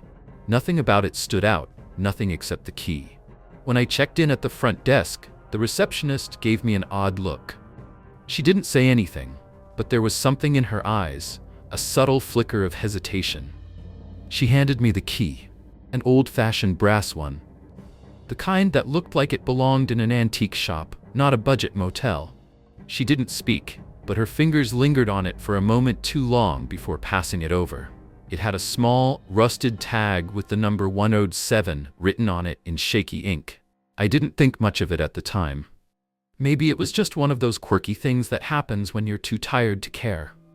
But later, when I got to my room, I noticed something strange. The door to room 107 wasn't like the others. It wasn't the usual cheap wood paneling that every other room seemed to have. No, this one was different. It looked like it had been there for decades, maybe even longer. The edges of the door were worn and chipped, the wood darkened with age. The lock itself was ancient, like something you'd expect to see in a haunted house, not a motel off the freeway. I tried the key in the lock, and to my surprise it fit perfectly. But there was something off about it. A slight resistance when I turned it, like the door didn't want to open. I pushed harder, and with a groan of the hinges, the door creaked open. Inside, the room was dark. The light from the hallway spilled through the crack in the door, casting long shadows on the carpet. It was empty, save for a few pieces of old furniture, an armchair in the corner, a nightstand with a dusty lamp. The sheets on the bed were crumpled, as though the room hadn't been cleaned in days. But the strangest part was the smell. It was musty, like something had been locked away in here for far too long. It reminded me of old books and forgotten places. I stepped inside, my footsteps muffled by the thick carpet. The door slammed shut behind me with a sudden, unsettling force. I turned quickly, but there was nothing strange about the door. It was just a door, ordinary except for the key that had opened it. I set my bag down on the bed, glancing around the room, trying to shake the feeling that something was wrong. But there was nothing. Nothing but the old furniture, the stale air, and the silence that pressed in on me like a heavy blanket. I shrugged it off and went to the bathroom, trying to ignore the strange tug at the back of my mind. Something about this room just felt off, but I didn't know what. As I washed my face, I glanced at the mirror above the sink. At first, I thought it was just the low light playing tricks on me, but I swear, for a moment I saw something flicker behind me. A shape that wasn't quite right. It was just a flash, gone in an instant. But my heart skipped a beat. I quickly turned around, but the bathroom was empty. I shook my head, trying to dismiss the thought. It was just a tired, overactive imagination. I'd been on the road for hours. I needed to rest. But when I returned to the main room, I noticed something strange. The key that had opened this room, was still in my hand. And in the corner of my eye, I could have sworn I saw a shadow move across the wall. Just a flicker in the darkness. A shape that didn't belong. I looked at the door. I hadn't noticed before, but now I could see that there was something odd about the hinges. The door seemed to have been opened countless times, its surface worn and scratched from years of use. It wasn't a door you'd find in any normal hotel. It was a door that had history. A door that had been waiting for me. My grip tightened on the key, and a cold chill ran down my spine. What had I just unlocked? The moment I stepped further into room 107, I knew something wasn't right. I had been in plenty of strange hotel rooms before, but this one felt different. The air itself seemed thick, heavy, as if the room was holding its breath, waiting for something to happen. I set my bag on the bed, and that's when I noticed it. The floor beneath my feet creaked, not in the usual way that old buildings do, but with a distinct, unnatural groan, as if the very foundation of the room was straining, reluctant to let me stay. My stomach twisted with unease, but I shook it off, telling myself it was just fatigue. I had been on the road too long, and my imagination was starting to run wild. I stood there for a moment, uncertain of what to do. There was no reason for me to feel so unsettled, but the longer I stared at the room, the more wrong it seemed. The furniture was too old, the air too still, the walls too silent. It was as if the room was caught in a time loop, frozen in some forgotten era. Even the wallpaper, faded and peeling in places, looked like it hadn't been touched in decades. Then I heard it. A soft scraping sound, barely audible at first, like fingernails dragging against the floor. I froze, my heart skipping a beat. The sound came from the far corner of the room, near the closet. My first instinct was to ignore it, but the sound grew louder, more insistent. It wasn't just a creak from the old building. It was a deliberate movement, as if something or someone was shifting in the corner. My eyes darted toward the closet, but the door was closed, just like the rest of the room. I thought I saw a shadow flicker along the edges of the wooden frame, but when I blinked, it was gone. The cold feeling deepened in my chest, like fingers pressing against my ribcage. Something in the room felt alive, aware of my presence, and I had a sudden urge to leave. But I couldn't. Something kept me rooted to the spot, drawn toward the door, the one I had just closed behind me. I looked down at the key in my hand, still clutched tightly, and for the first time, I wondered if I had made a mistake by taking it. The key had opened the door so easily, too easily. Almost as if it had been waiting for me, ready to unlock something that should have remained shut. And that's when I heard it again. The scraping sound. Only this time, it wasn't coming from the corner. It was coming from the door itself. The door to the room, the very one I had entered only moments ago, was moving. I stared in disbelief as the brass handle jiggled slightly. At first, I thought it was the wind, but then I realized that there was no wind, no draft in the room. The air was too still, too thick for anything to stir. The door rattled again, harder this time, as if someone or something on the other side was trying to get in. I took a step back, my heart thudding in my chest. My breath quickened and my mind raced. There was no way anyone could have been outside the door. I had heard no footsteps, no one had come down the hall, and the receptionist had never mentioned anything about guests being on this floor. I glanced at the window, but it was too high for anyone to peek inside. The curtains were drawn tightly shut, adding to the oppressive atmosphere. The handle rattled again, louder this time, and with a sense of growing dread, I took a few cautious steps toward it. The sound of scraping intensified, a sharp, unnatural screech, like metal against metal. I felt a cold sweat break out on my neck. I reached for the door handle, my fingers trembling. I shouldn't have done it. I should have stayed away, but something was pulling me forward, a strange compulsion that I couldn't resist. And then, without thinking, I turned the handle. The door swung open with an eerie creak, its hinges protesting with a sound that sent a shiver down my spine. But there was nothing on the other side. No one was there. The hallway outside was empty, just as I had left it. I stepped into the hallway cautiously, my eyes scanning the darkness. The dim lights flickered above me, casting long shadows on the walls. The air felt thick, oppressive. I was alone. But as I turned back toward the door, something caught my eye. There, just at the edge of the room, the reflection of the hallway appeared in the mirror on the opposite wall. But it wasn't the same hallway I had just stepped out of. No, it was darker, older, almost unrecognizable. The walls were cracked, the floor uneven, as if the motel had aged in a matter of seconds. I stared at it, unable to look away. The reflection moved, shifting in ways the actual hallway didn't. And then a figure appeared in the mirror. It wasn't me. It wasn't anyone I recognized. The figure was standing in the middle of the hallway, staring back at me with hollow eyes. Its face was obscured, but I could see the shape of it, a twisted, gaunt silhouette, its body too thin, too wrong to be human. The figure raised its hand and I watched, paralyzed with fear, as it pointed directly at me. I slammed the door shut with a gasp, my heart hammering in my chest. I leaned against the door, gasping for air, trying to make sense of what I had just seen.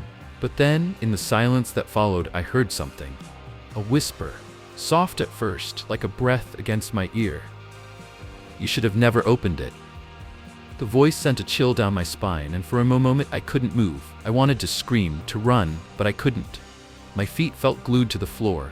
The room had become a prison, and I was trapped inside it, along with whatever had been waiting on the other side of that door. Whatever it wasn't done with me yet. And then I understood. The door, this door, should never have been opened. I don't know how long I stood there, pressed against the door, my heart racing. The room around me felt suffocating, like the walls were closing in, closing off any chance of escape. My breath came in shallow, panicked bursts, my hands clammy and slick with sweat. I couldn't shake the feeling that something was watching me, waiting for me to make a mistake. I glanced at the key in my hand. The same key that had opened this door. The same key that had brought me to room 107. It felt wrong now.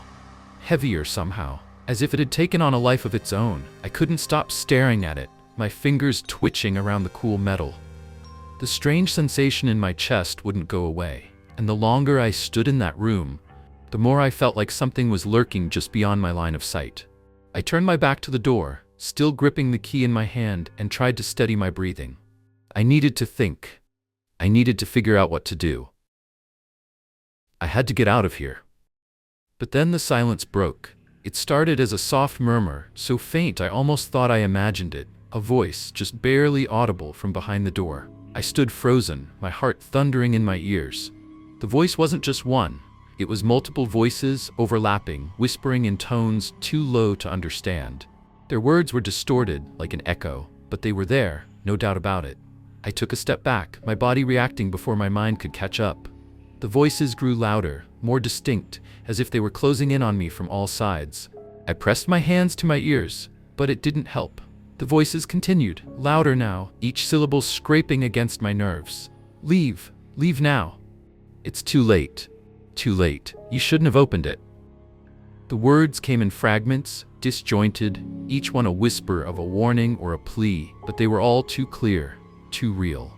I couldn't make sense of them, but I didn't need to. My instincts screamed at me to run, to get out of this room and never look back. But as I turned toward the door, I heard a soft click, the unmistakable sound of a lock turning from the other side. I froze. The door I had just closed so tightly, the one that had been locked the moment I entered. It was unlocking, slowly, relentlessly. The scraping sounds, like nails dragging along metal, echoed through the silence. It was as though the door itself was alive, responding to something or someone on the other side. The voices grew clearer, almost urgent now. Open the door, come closer. It's waiting for you. I didn't want to listen. I didn't want to believe any of it. But my body moved on its own, driven by some invisible force that made my hand reach out to the door. The key was still in my palm, cool and heavy, but as soon as my fingers brushed against it, the room seemed to shudder. The walls groaned, the floor creaked beneath me, and the door began to vibrate, as though something was trying to push through. I could hear breathing now, slow, ragged, as if someone were standing just inches away from me. But when I glanced around the room, there was no one.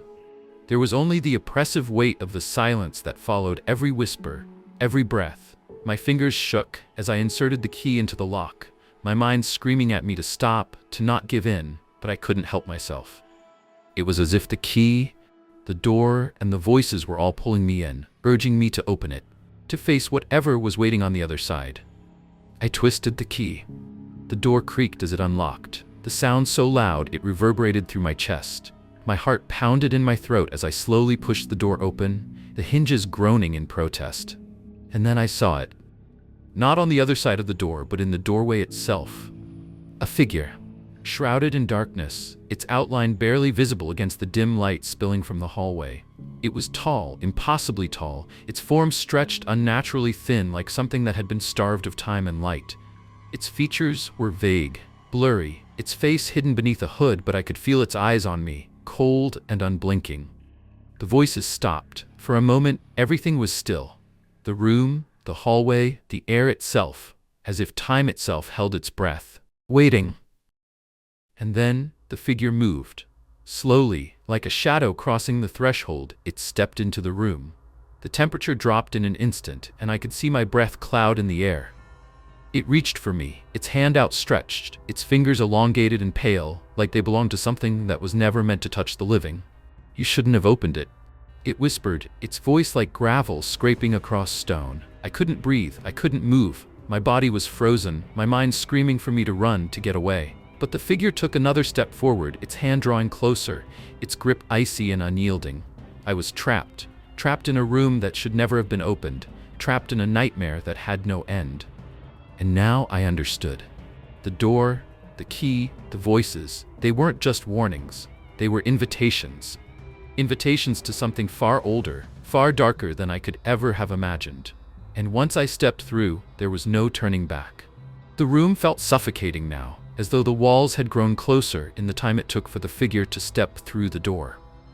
I stood motionless, paralyzed, my heart thudding painfully in my chest as I felt its cold presence looming in the space between us. Every instinct screamed at me to run, to escape, but my feet were rooted to the floor, as if the very air had conspired to keep me there. The figure, the thing that had crossed into the room, hovered, its face still hidden beneath the shadow of its hood. It didn't speak again, but its cold, unseen eyes burned into me.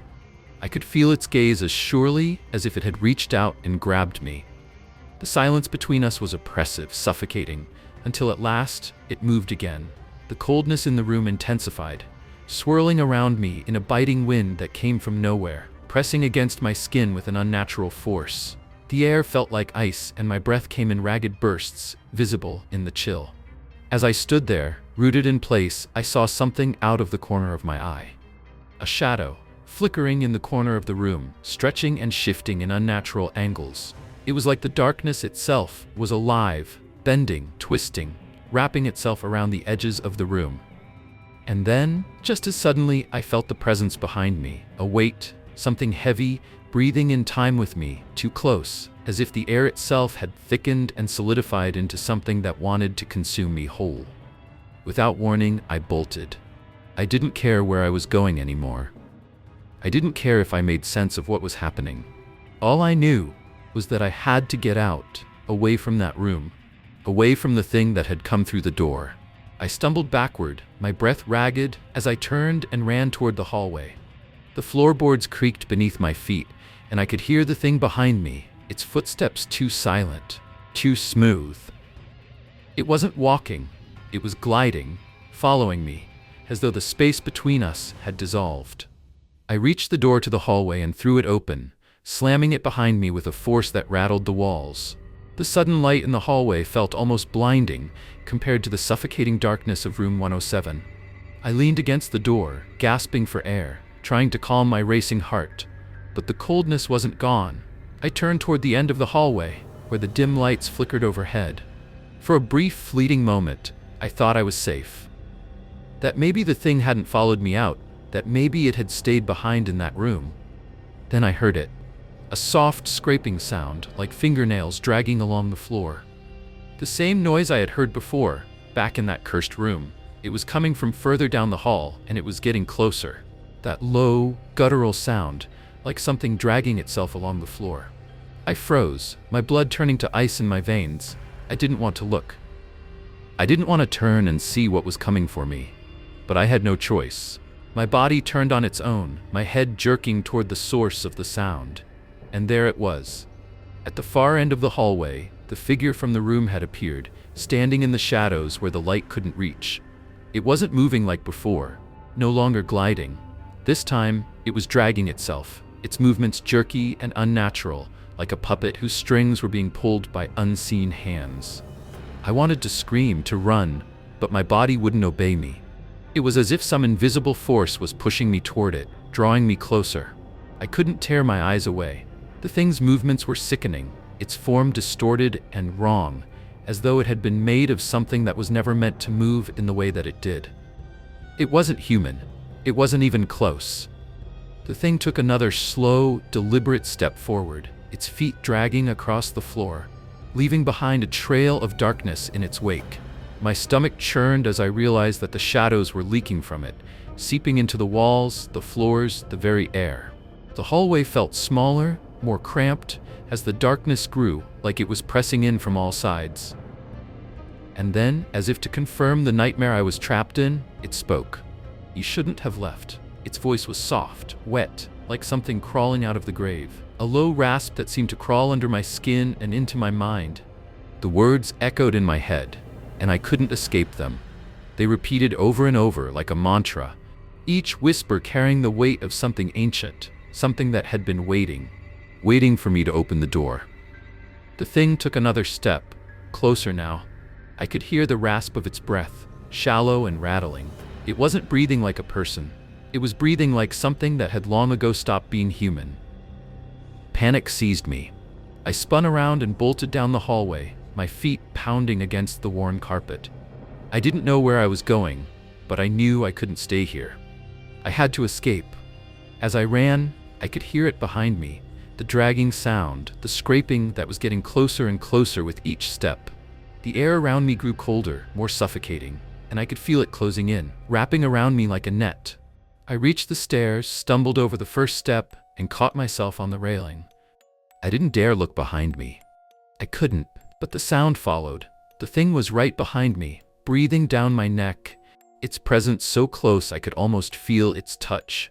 The smell of rot filled the air, and I gagged, forcing myself to keep moving.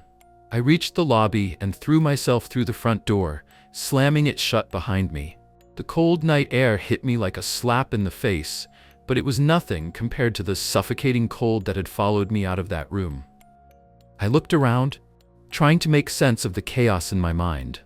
The motel stood there, just as it had before, but I knew now that something had changed. That thing, whatever it was, had followed me. It wasn't just in the room, it had crossed over, left the confines of that cursed space, and now it was in the world with me. And no matter how far I ran, I knew it would never let me go. It's strange how one seemingly insignificant event can change everything. How a single sound, a small shift in the air, can be the beginning of something you can never unhear, unsee, or undo. I had no idea what that knock at midnight would set in motion. I had been traveling for hours, exhausted from a long drive through winding country roads. The weather had taken a turn for the worse. Heavy rain lashed at the windows of my car, and the only thing keeping me company was the rhythmic hum of the engine and the occasional flicker of the dashboard lights. The GPS had led me to this forgotten little motel on the edge of nowhere, and at this hour I didn't care much about where I ended up, as long as I could rest. I remember the place being almost too quiet when I checked in. The receptionist had barely looked up from the counter as I handed over my ID and cash, muttering something about the storm being bad tonight. I nodded, grabbed the key with a silent thank you, and made my way to room 212. I hadn't noticed anything strange at the time. It was just an old, run-down place. Faded walls, dusty floors, a bed that looked too clean to be slept in. Nothing out of the ordinary. But when I settled in, when the room fell silent and the storm raged outside, that's when it started. The knock. It came softly at first, so faint I wasn't sure if I had imagined it. A quick rap against the wall, right next to the bed, just loud enough to break through the white noise of the storm. I sat up, confused, my heart racing for no reason I could understand. I glanced at the door, half expecting someone to be standing there. But nothing. The hallway beyond my room was empty, dark, as it should have been at this hour. I shrugged it off, convincing myself it was just the house settling or the wind causing something outside to rattle. The storm was fierce after all, but then it came again. A knock. This time, louder, clearer. It came from the wall next to the bed, the same place as before. I froze, eyes wide, trying to process the sound. My mind raced. The walls? Who would knock on the walls of a room like this? No one else could be in here with me. The motel was nearly empty. I hadn't seen anyone else since I checked in. I crept out of bed, my footsteps muffled against the carpet. The rain was pounding against the windows now, drowning out everything but the beat of my own heart. I approached the wall carefully, my fingers brushing the surface, feeling the coldness of it under my touch. The wall was solid, just as it should have been. No hollow spaces, no signs of anything unusual. But then I heard it again, closer this time. A distinct knock. Knock. Knock. I jerked back, a chill running down my spine. It was coming from the wall next to the bed, but it wasn't from the other side. It wasn't from another room, it was from within the wall itself. I pressed my ear against the wall, hoping for some explanation. Perhaps a pipe had come loose, or maybe something mechanical had been set off by the storm. But nothing explained the faint, almost rhythmic tapping sound that sent a shiver through my whole body. I pulled away, pacing the room in a panic. Should I call the front desk? Should I leave? Something inside me told me to stay put, to ignore the strange noise, to convince myself it was just my mind playing tricks on me. But another part of me, a deeper part, urged me to leave, to get out before whatever it was inside the walls could reach me. I took a step back, my gaze flicking to the door, but before I could move, it came again. This time, the knock was different. It wasn't a light tap. It wasn't a soft rattle. It was a thud, a heavy, guttural bang that rattled the very frame of the room. My breath caught in my throat. I didn't know what to do, where to go. Should I open the door? But what if it was something worse out there? Or someone? What if I wasn't alone? I backed away from the wall, my legs trembling. The knock didn't stop. It grew louder, harder, more frantic. It was as if something or someone was trapped inside the wall, trying to get out. I wanted to scream, but I couldn't find my voice. The sound filled my ears, drowned out every thought, every sense of reason. All I could hear was that relentless banging, getting louder, faster, until it was all I could focus on. And then, just as suddenly as it had started, it stopped. For a moment, there was only silence. The storm outside, the rain, the howling wind, they all seemed to pause, holding their breath as if they, too, were waiting for something to happen. I stood there, motionless, trying to steady my breathing. Maybe it had stopped for good. Maybe it was all in my head. Maybe. Then came the voice. It wasn't a whisper. It wasn't a scream. It was a murmur, a soft, distant voice, as if someone was speaking from the other side of the wall. "Let me out." The words were quiet, desperate, but they were unmistakable. A voice, low and tortured, crying for release. I backed away from the wall, my hands trembling, my pulse pounding in my ears. The knock was nothing. The voice was everything. And then, as the darkness closed in around me, I knew I was no longer alone in that room. I couldn't sleep after that. The minutes stretched into hours, the silence in the room growing heavier with each passing second. The storm outside had begun to die down, but the oppressive feeling in the air remained. It felt like someone, or something, was standing just behind me, watching, waiting. The absence of sound was almost worse than the knock itself. It was as if the room had become a vacuum, swallowing everything, every breath, every thought. I lay still, my body tense, my eyes fixed on the dark corner of the room. The bed was far too large now, far too small. I couldn't escape that feeling, that presence. Every fiber of my being screamed at me to get up, to run, but I couldn't. Something kept me tethered to that bed, like I was bound by invisible chains. I felt the weight of the room pressing in, as if the walls were closing around me. My phone lay on the nightstand beside me, its faint glow the only source of light. I reached for it, my hand trembling, but before I could pick it up, I noticed something. A shadow. In the corner of the room, just outside my line of sight, but unmistakable. It wasn't there before. It couldn't have been.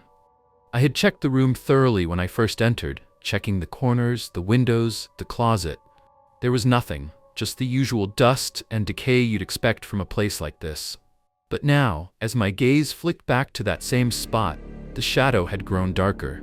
It shifted, moving as though it had a mind of its own, pulling itself across the wall.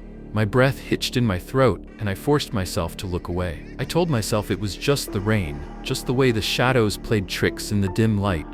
But deep down, I knew I wasn't imagining it. The shadow was real. I held my breath, listening for any sound, any noise that might indicate someone was in the room with me. The quiet was suffocating, pressing in on me, and I could feel the hairs on the back of my neck standing up, as though I were being watched. The air felt thick, heavy, like it had been tainted by something I couldn't see but could feel all around me. I squeezed my eyes shut, trying to calm my racing heart, but I couldn't shake the sense that something was wrong. The silence. It was unnatural. A silence so deep, so complete, that it felt like the room had been suspended in time. My mind raced, trying to come up with an explanation, any explanation, but nothing made sense. Then, just as I was about to convince myself that I was being paranoid, I heard it. A soft sound, almost imperceptible, but there. A breath. It came from behind me. I froze, my blood running cold. My body tensed, every muscle straining to fight the urge to turn around. The breath was shallow, almost like a sigh, but it was close, too close. It was behind me, just a few inches away, like someone was standing there, right beside me. I could feel it, the weight of its presence pressing down on me, suffocating me. My pulse thudded in my ears as I fought the urge to scream, to leap out of bed, to run. I didn't dare turn my head. I knew that if I did, if I looked, I would see it. The thing that had been lurking in the dark corner of the room. It was there right behind me, its presence so heavy I could almost taste it. But I didn't turn. I couldn't. Instead, I closed my eyes, willing myself to ignore the feeling. It was just my imagination. The silence had gotten to me. The darkness, the isolation. It was all playing tricks on my mind. But then came the second breath. Closer this time. The exhale was slow, deliberate, as if it was savoring the moment. My heart hammered in my chest, and I could feel the cold sweat forming on my skin. It wasn't my imagination. I wasn't alone in this room. I could hear the breath now right beside my ear, its rhythm slow and deliberate. It wasn't normal. It wasn't human. I dared to open my eyes, but there was nothing. The room was still as it had been when I first lay down. The shadow had disappeared, and the oppressive silence returned. I sat up slowly, my breath coming in short, shallow bursts. I wasn't sure what I was hoping to find. I knew I wouldn't see anything, at least not with my eyes. But something was there. Something was watching me. I could feel its presence in every corner of the room, in every inch of the air I breathed. I reached for my phone, my hands shaking, and called the front desk. My voice came out in a whisper, barely audible, as I asked the receptionist if there was anyone else staying in the motel. "No, sir," she replied in her usual monotone voice, "just you." The words hit me like a punch to the stomach. Just me. Alone in this place. I could feel the panic rising in my chest again, but I forced myself to stay calm. I had to. Whatever was in this room, whatever was with me, I couldn't let it get to me. I had to stay rational. I hung up, but the phone still felt warm in my hand, as if someone had been holding it before I did. As if someone had just been there, listening to me. I looked around the room again, every corner now a potential hiding place for whatever was waiting for me. The bed, the closet, the bathroom. I could feel it in the air, pressing down on me. I closed my eyes again, trying to calm my racing heart. But the breath, the slow exhale, was still there. It wasn't mine. It wasn't the wind. It was a presence, and it was waiting. Waiting for me to look, to acknowledge it. But I couldn't. Because if I did, I was certain it would never leave. It wasn't until the first light of dawn began to creep through the drawn curtains that I dared to move again. I had spent the entire night in a kind of frozen limbo, half awake, half asleep, my mind trapped between fear and exhaustion. Every time I thought I might drift off, that heavy, suffocating presence would return, lingering just out of sight, always behind me, just at the edge of my hearing. The breathing, the slow exhalations, it never stopped. But now, with the first light of morning barely filtering in, I thought I might have escaped it. I thought the night had finally ended. I was wrong. I rose from the bed, my legs shaky, my body exhausted from the tension of the night. The room felt different in the daylight, less oppressive, but the shadows clung to the corners, stubbornly refusing to fade. The silence was still there, but now it was less like a weight on my chest and more like an unsettled hum in the background. Something wasn't right. I could feel it, deep in my bones. I tried to shake off the lingering feeling, telling myself it was just a product of the night, of too much fear and too little sleep. I stood up and made my way toward the bathroom, desperate for some sense of normalcy, to wash away the unease that still clung to my skin. As I reached for the bathroom door, the first sound broke the stillness, a footstep, slow, methodical, not from inside the room, but from outside. The sound was faint at first, almost imperceptible, but there was no mistaking it. Someone was walking down the hall outside my door. I froze, my hand still resting on the bathroom door handle. My heart skipped a beat. The sound of the footsteps was too deliberate, too regular. Step. Pause. Step. Pause, like someone was pacing back and forth just outside the door. I held my breath, waiting, straining to hear. My first instinct was to call out, to ask if anyone was there, but my voice caught in my throat. What if it wasn't someone? What if it was something else? I crept to the door, trying to make as little noise as possible, and peered through the small peephole. The hallway was empty. No one was there. But the footsteps continued, slow and steady, as though they were coming from just outside my room. But there was no one in sight. I stepped back, my pulse racing. The footsteps were still echoing in the hallway, but they were impossibly distant now. The sound shifted, as if the person or thing was moving farther away down the corridor toward the stairs, or maybe toward another room. But the rhythm didn't change. It was still the same steady pace. I moved to the window, my mind spinning. There were no cars in the parking lot. No other signs of life.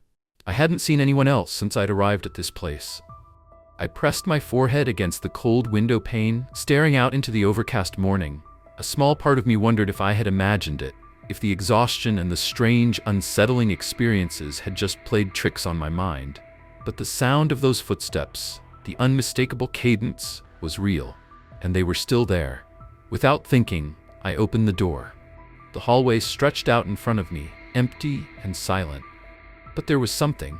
Something off. The air was thick with the smell of mildew and stale cigarette smoke. The walls seemed to close in a little tighter, and the dim light from the overhead bulbs flickered. The footsteps had stopped, but the feeling didn't fade. I was still being watched, still being followed. I hesitated for a moment, then stepped out into the hallway, my shoes making soft thudding sounds against the carpet. The hall stretched in both directions, the worn, cracked wallpaper peeling in places.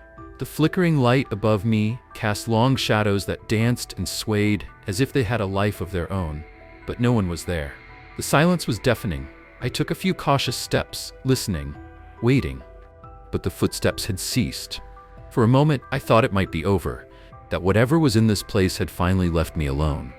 Then I heard it again. A soft shuffle, a dragging footstep. It came from behind me. I spun around, my heart in my throat, but there was nothing, no one. The hall was as empty as it had been when I stepped out, but I could feel it. The presence, the thing that was following me, moving just out of sight, never too far, always just behind. I pressed my back against the wall, my pulse hammering in my ears. I was trapped. I couldn't move forward, I couldn't move back. I could only stand there frozen, waiting for something to make its presence known. And then, as if in answer to my silent plea, I heard the footsteps again. But this time, they weren't distant. They were close, closer than they had ever been. Slow, measured, a deliberate pace just behind me. Step, pause, step, pause. I turned and ran. I didn't care where I was going. I didn't care about anything except getting away from the sound that was following me. I bolted down the hallway, my shoes slipping against the worn carpet. My breath came in gasps as I ran faster, until I reached the staircase. I stopped, panting, trying to listen over the pounding of my heart. The footsteps were still there, still following me, always just behind. But I couldn't look back. I couldn't face whatever it was. Not yet. I kept running down the stairs toward the lobby. But when I reached the bottom of the stairs, the silence returned. The footsteps had stopped. The air felt thick again, oppressive, as if the building itself was holding its breath. I stumbled to the front desk, almost knocking over a chair in my haste. "Can I help you?" the receptionist asked, not looking up from her magazine. I tried to speak, but my throat was dry. My heart was still racing. The footsteps, the presence, the thing that had been following me. "There's no one else here," I whispered, barely able to get the words out. "Is there?" She finally glanced up, her eyes dull, unfocused. She blinked once, then shrugged. "It's just you, sir," she said, her voice flat. "Only you." I didn't feel comforted. The footsteps hadn't stopped. They were still out there, and I knew, deep down, they would never stop. The lobby felt colder than it should have, a chill that seemed to seep from the very walls of the motel. I could feel it crawling over my skin, creeping down my spine as I stood there, the receptionist's words echoing in my head. "It's just you, sir." But I knew it wasn't true. I knew something was there, something that had been following me, watching me, ever since I stepped foot into room 217. Something in this place wasn't right. Something wasn't leaving. I backed away slowly, not daring to turn my back to the desk. The hairs on my neck stood on end as I made my way toward the exit. Every step felt like a mistake. Every inch closer to the door felt like I was walking deeper into a trap. Just before I reached the door, I heard it, a faint sound, almost imperceptible, but there nonetheless, a whisper. It was soft at first, like a breeze brushing past my ear. But it wasn't the wind, it wasn't the storm from the night before. It was a voice, low and insistent, coming from somewhere inside the walls. The walls of the motel.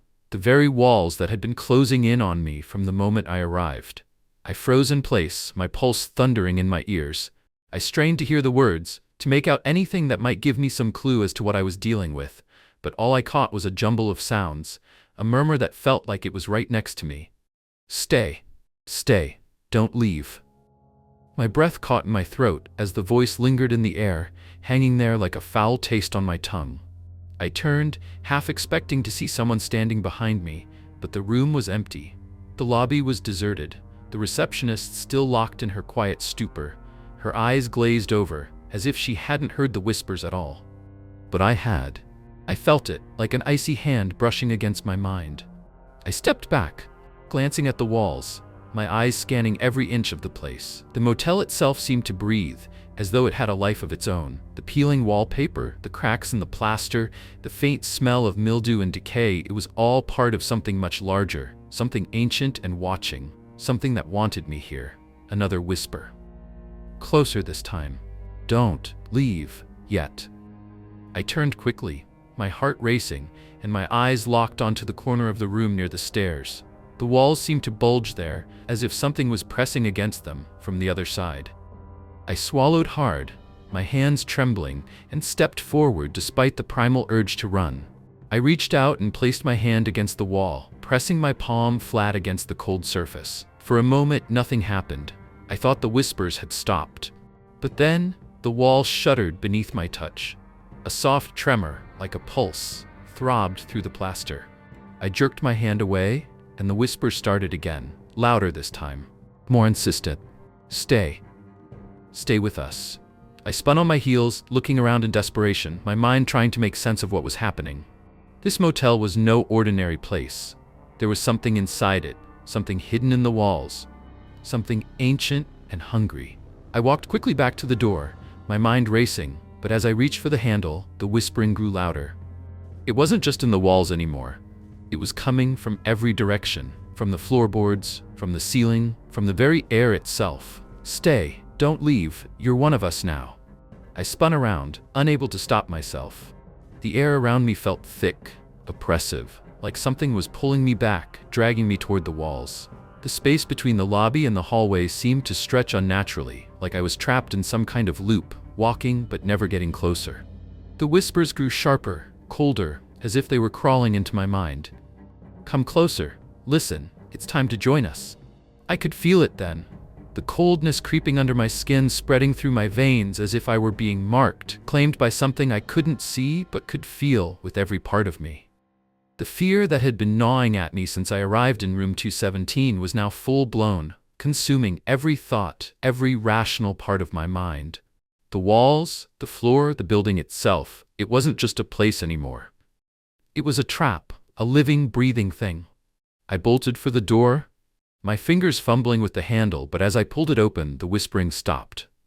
Suddenly, the world outside seemed impossibly distant, like it had been locked away behind a veil. I could see the parking lot, the empty spaces, the world beyond the motel, but it all felt so far, unreachable. I turned back to the lobby. The receptionist hadn't moved. The walls were still pulsing, still humming with an unnatural energy. I stepped back into the room, the door falling shut behind me with a finality that sent a chill through my spine. The whisper started again, louder now, a chorus of voices, all coming from the walls, all around me. You're ours now, they said, their voices echoing in unison. You will never leave. I pressed my back against the door, my breath coming in ragged gasps, as the sound of the whispers filled the room, filled the very air I breathed. There was no escape. There never had been. The walls were alive, and they had been waiting for me. I could hear the murmurs, faint and distant, but they were there, always there, like a growing storm slowly building, just waiting to break. The room was suffocating, thick with that unnerving pressure, as if every breath I took was another step into the abyss. The walls felt alive. The very air around me seemed to whisper, beckoning me to stay just a little longer. But I knew better. I had to leave. I had to escape. I turned back to the door, my hands slick with sweat as I fumbled with the handle. My mind was screaming at me to open it, to run out into the parking lot, to get away from this place, but something deep inside me told me it was futile. There was no escaping the motel. No escaping its pull. The door refused to budge. I twisted the knob again, my body trembling as the reality sank in. I was trapped. Every instinct I had screamed for me to panic, but my mind felt clouded, distant, like it was being pulled into the walls themselves. Then I heard it, an unmistakable sound, a door creaking open behind me. I whipped around, my heart slamming in my chest. The room was still empty, save for the dim light from the lamp flickering like a dying star. But there, in the corner, stood another door. One I had not noticed before. It was ajar, just enough for the faintest sliver of darkness to spill out into the room. The whispering grew louder, more urgent. Come closer. I couldn't resist. I knew I shouldn't. My feet moved toward it of their own accord, slow and deliberate, as if the room itself was guiding me. The temperature dropped with each step I took, and by the time I reached the door, my breath was visible in the air, a fog of cold that seemed to swirl around me, wrapping its icy fingers around my throat. I hesitated, my hand hovering over the knob. My mind screamed at me to turn around, to run, but I couldn't. The pull was too strong, too compelling. I pushed the door open. Beyond it was nothing like I expected. The room was different, darker, colder, but it felt familiar, like a memory I couldn't quite place. A shiver ran down my spine as I stepped inside. The walls were bare, no furniture, just shadows that moved with a life of their own. And there, in the far corner, was a figure, a man, sitting on the floor, his back turned to me. He didn't move, didn't acknowledge my presence. He just sat there, motionless, like he was waiting for something. I wanted to speak, to ask who he was, why he was here, but the words wouldn't come. The silence in the room was absolute, pressing against my chest like a weight. I stepped closer, and that's when I noticed the blood. It stained the floor around him, thick and dark, as if he had been sitting there for a long time. My stomach churned, but my legs moved forward, dragging me toward him against my will.